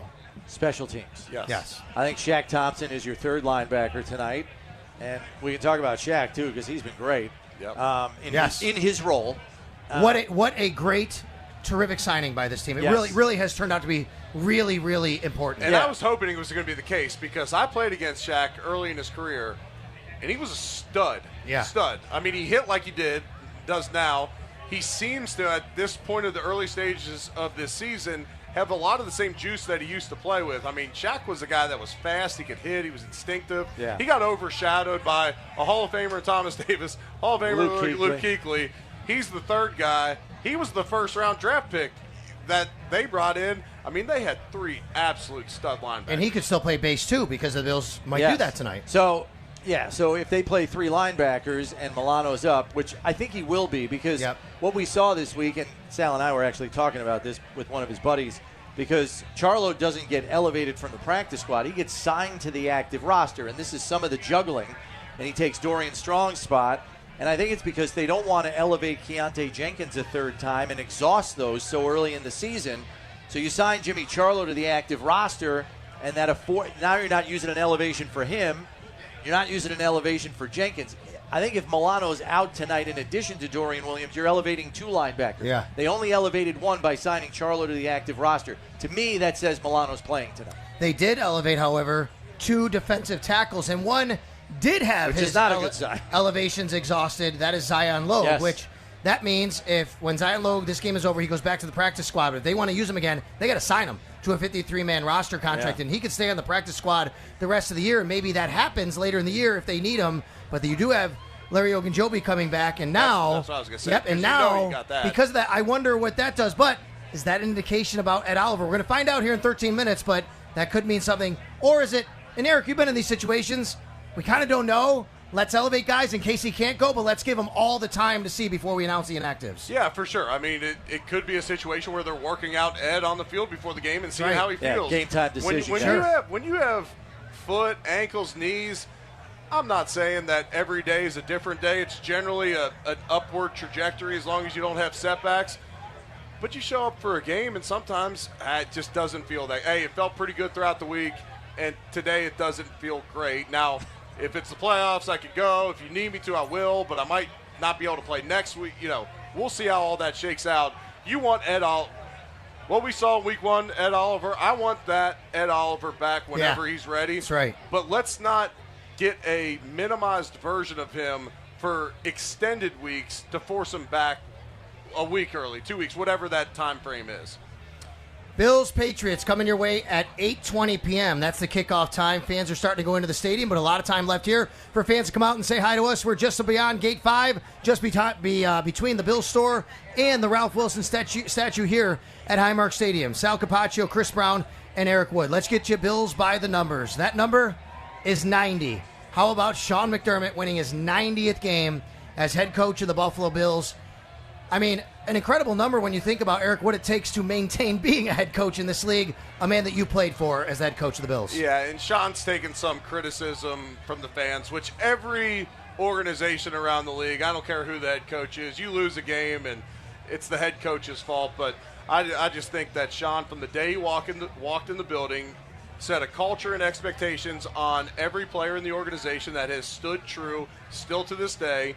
He's done a phenomenal job of working his staff to getting it where he wanted it to be over time. He came from a Ron Rivera staff that didn't get fired. He didn't just get to bring his staff from Carolina with him. He had to piece together a staff, and he's made some difficult decisions in letting friends go at times. I feel like he's gotten younger. Everyone wants this new, young, offensive-minded head coach. Well, he's done a great job at finding the young coordinators, right. the Joe Brady's, the developing a Bobby Babbage Yeah. who's in his 30s to be a cutting-edge, scheme-wise team while being the main constant in setting the culture, the expectations, the organization. There's so much that goes on a head coach's plate outside of just helping out with the defense or whatever that may be. And Sean's a 10 out of 10 person. He's the perfect representative of, I mean, who defends Buffalo more than Sean McDermott? And that's what I wanted to say to you, Chris, which is when he spoke this week, I thought it was really cool. You know, Sean, he's going to say it's not about me, but I thought it was really great on the radio how he went into depth about what this community means to him and being a part of this community for as long as he has. Yeah, I mean, we all know he's from Philadelphia. He grew up there, and he's proud of his roots. I don't think there's any question about that. But you want to talk about a coach that has ingratiated himself and embedded himself in a community. Sean has done that umpteen number of times over. His wife, Jamie, does the same thing. Mm-hmm. I mean, they are enormously involved in community efforts. I mean, you see what they do every year with the 716. They match donations. They're involved. But I think it's more than that for them. You know, their kids go to school in this community. They have 3 school-age kids. They're invested because their family's invested. And so because of that, I think if you do right by his family, and all of his experiences, I think, out in public for the most part have been enormously positive, he appreciates that. And I think he wants to return that appreciation to Bills fans whenever he has the opportunity or wherever he's in front of a microphone and he's asked a fan-related question. I can't remember a head coach expressing appreciation for how loud the fans are in that building after games than Sean McDermott. I mean, you can't even count how many times he has applauded the fans for the impact they have on games in that building after victories. You remember the people and the organizations that gave you your first shot in life, whether it was college or whether it was a sports team, a coach that you had along the way. Sean McDermott will never forget that the Buffalo Bills were the first team to give him an opportunity to be a head coach. Now, he's had a phenomenal run here and one of the longest tenured head coaches in the NFL now, but he doesn't forget that the Bagulas, this organization, gave him his first opportunity to be a head coach. He's also evolved, Eric. He's evolved as a head coach. The analytics, numbers, things like that. His approach to players, even things from how you dress, when you go play. You've talked about it. I mean, Sean was such a stiff when he first got here, in a good way. We needed it. We came from, every head coach has their different style. We came from Rex Ryan, and it was wide open. It's a polar opposite. Hey, I trust you guys. Be a man. Do your thing. Sean, nope, this is how you dress, this is how you act. You got the wrong socks on for a walkthrough, you're getting fined or you're getting kicked out. Now, guys can come barefoot to walk through. I went to one of their pregame walkthroughs on Saturday morning last year, and all the guys are barefoot. Guys have on different clothes. Some guys don't even have the required uniform on for walkthrough. I walked up to Sean and put my arm around him. I said, what have you done? What have you done with this? This is a mess. And he started dying laughing. It's player-driven leadership now. No doubt. It's player-driven leadership is what he's created. And he now trusts these guys, and they've earned that trust. He knows if Josh Allen shows up barefoot for a walkthrough, he's going to bring it at all times. If Matt Collins starts this barefoot movement and everyone's buying into it, cool, I'm into it. Yeah. Let's do this. But that's something that Sean cultivated as well. Like he had a leadership council that helped him keep the finger on the pulse of the locker room, and then he came to trust that leadership council to let him know, hey, the guys got it this week. We don't have to stress this. They got that nailed down. Maybe we should focus on this week instead. And I think it's helped him morph and change as a coach. But because of what he's built, it has allowed him to relax a little bit because a lot of it is self-sustaining. No doubt. We just had some Patriots fans walk by. That's what the, see, there we go. See? We are the city of good neighbors, though. We're going to show them a good time to send them back home, right? Show them a good time to send them back home, right? That's what people are going to do here. With a loss. Send them back home with a loss. That's right. You know what you do? You bring them here, you kick their butt, you feed them, and you send them back home. There you go. That's what we do in Buffalo. That's why we're the city of good neighbors, all right? We are having a great time out here just outside Gate 5 between the Bills store and the Ralph Wilson statue. The inactive list will be out after this timeout. For Chris, for Eric, I'm Sal. We'll be back after this. This is Buffalo Bills football.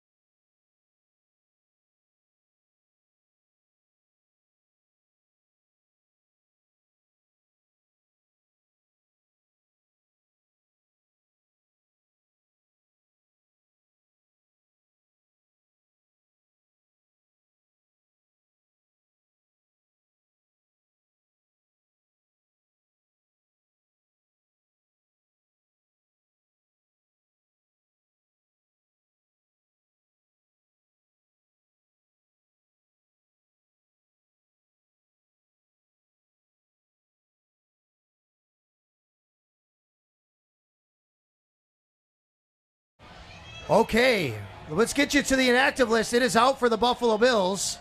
A couple of big names we're keeping an eye on. Welcome back to Countdown to Kickoff. It is the Roundtable, Sal Capaccio with Chris Brown and Eric Wood. And this is the inactive list brought to you by Excelsior Orthopedics Express. Sideline with a sprain, strain, or break. Get to Excelsior Orthopedics Express. A couple of really interesting notes here. Yeah, so Elijah Moore is down, the wide receiver, so they only have 5 receivers up tonight. Brandon Codrington sitting again, so we should expect to see maybe Curtis Samuel on kick return, but with only 5 receivers, maybe not, and presumably Shakir on punt returns again tonight. Jordan Hancock, we knew Dorian Williams was down. Chase Lunt, which means that Spencer Brown is back and in the lineup tonight, so that's good news. But Ed Oliver and TJ Sanders both down. And TJ Sanders out. But here's the positive. Matt Milano is up and will play tonight. Jimmy Charlo will play in his first NFL game for the Buffalo Bills tonight after getting signed to the active roster on Friday. And then the 2 practice squad elevations, Zion Logue and Fedarian Mathis, the 2 defensive tackles dressed for tonight's game. I don't want to sit here and disrespect the Patriots' run game because they can have a workload by committee that can hurt you, but this isn't the Baltimore Ravens run game we saw come into Buffalo week 1. So you're putting a lot now on Daquan Jones, Zion Logue, Deion Walker, and Fedarian Mathis because no Ed Oliver and no TJ Sanders for the Buffalo Bills tonight. Matt Milano is playing for the Bills. So there you go. Elijah Moore, Brandon Codrington, Jordan Hancock, Dorian Williams, Chase Lunt, Ed Oliver, and TJ Sanders. How about the Patriots inactives? Yeah, so the inactives there are 6th receiver Efton Chisholm, guard Caden Wallace. He's a backup defensive tackle Eric Gregory. Tommy DeVito's the 3rd tackle. We knew Kaylavon Chason was going to be out. So that looks to be the whole list for them. That's according to Mike Reese from ESPN.com. All right. I'll see if the Patriots have anything specific. I'll let you find that. In the meantime, let me give you an update on what's going on around the NFL, folks. Yeah, that's it. More of these AFC teams losing to NFC teams is good for the Bills, and right now the Commanders have a 20-10 lead over the LA Chargers. That game is in the 4th quarter with 7:40 left. The Detroit Lions all over the Cincinnati Bengals 28-10. And how about the Tampa Bay Buccaneers? They just kicked an extra point to tie it 35-35 against the Seattle Seahawks. Buccaneers and Seahawks tied 35-35 with 1:08 left in that game. The Arizona Cardinals have a 21-12 lead over the Tennessee Titans. We'll keep you updated on the scores throughout the broadcast on the Buffalo Bills radio network. Not sure if you have the official. Yeah, so those are the official inactives. So it's Tommy DeVito, 3rd quarterback, Kaylavon Chason, Eric Gregory, backup defensive tackle, backup O-lineman Caden Wallace, and backup wide receiver Efton Chisholm. So the most important thing to note there is Milton Williams is active. Yes. And that really helps their front, but we'll see. The Bills might test that ankle, Chris, because he's a guy that's been bothered by that ankle over the last week. He even missed a day of practice. This is going to be a really interesting chess match between the Bills' run game and the Patriots' run defense tonight. Strength on strength, and we'll see who gets the better of who tonight. And look, it might be a stalemate, in which case the other elements of your team are going to have to step up and be the difference. Because if they are kind of a wash in tonight's game, Josh Allen, the passing game, is going to have to step up. Defensive performance is going to have to be rock solid, and special teams is going to have to win the special teams battle. We really haven't talked at all about how dangerous this special teams unit is. Good thing. You got 2 minutes, actually, so go ahead. So it's not only the punt returner Marcus Jones who's dangerous, who broke a Patriots record last week with 167 punt return yards in one game, including an 87-yarder for a touchdown, a 61-yarder, and a 19-yarder on his 3 returns. But they also have a top 5 kick returner in Antonio Gibson Jr., who took a 90-yarder back against the Dolphins for a touchdown. So they're at the top of the league in punt return average, and they're in the top 5 in kick return average. The coverage units for the Bills are going to have to be on point tonight, and that's one of the reasons Jimmy Charlo's up. Yeah, and we'll see who returns punts for the Bills tonight. Will it be Khalil Shakir again? Will it be Curtis Samuel? Really has not done it very often, and obviously kickoffs he did, but I would guess Khalil Shakir will be the punt returner. Samuel will be one of the kick returners. Yeah, I would think it goes that way. And then they'll just pair Samuel with one of the running backs, whether it's Ty Johnson or Ray Davis. And then on punts, who else would it be? It's probably Shakir. You're right. I mean, if it's not Codrington, it's Shakir, right? We really haven't seen anybody get appreciable practice time in that spot. Maybe in a depth chart situation, but rotating and through. I think the coverage units for the kicks and the punts are very important tonight, as you point out. They're very dangerous. That's why Jimmy Charlo can help out here, and the Bills will obviously have to be very buttoned up when it comes to kick and punt coverage. For Eric Wood, for Chris Brown, I'm Sal Capaccio. Thanks for coming over and saying hi to us here today on the Buffalo Bills Radio Network Roundtable. We're getting inside 8:20 p.m. kickoff. We're sending it back to network control. This is Buffalo Bills football.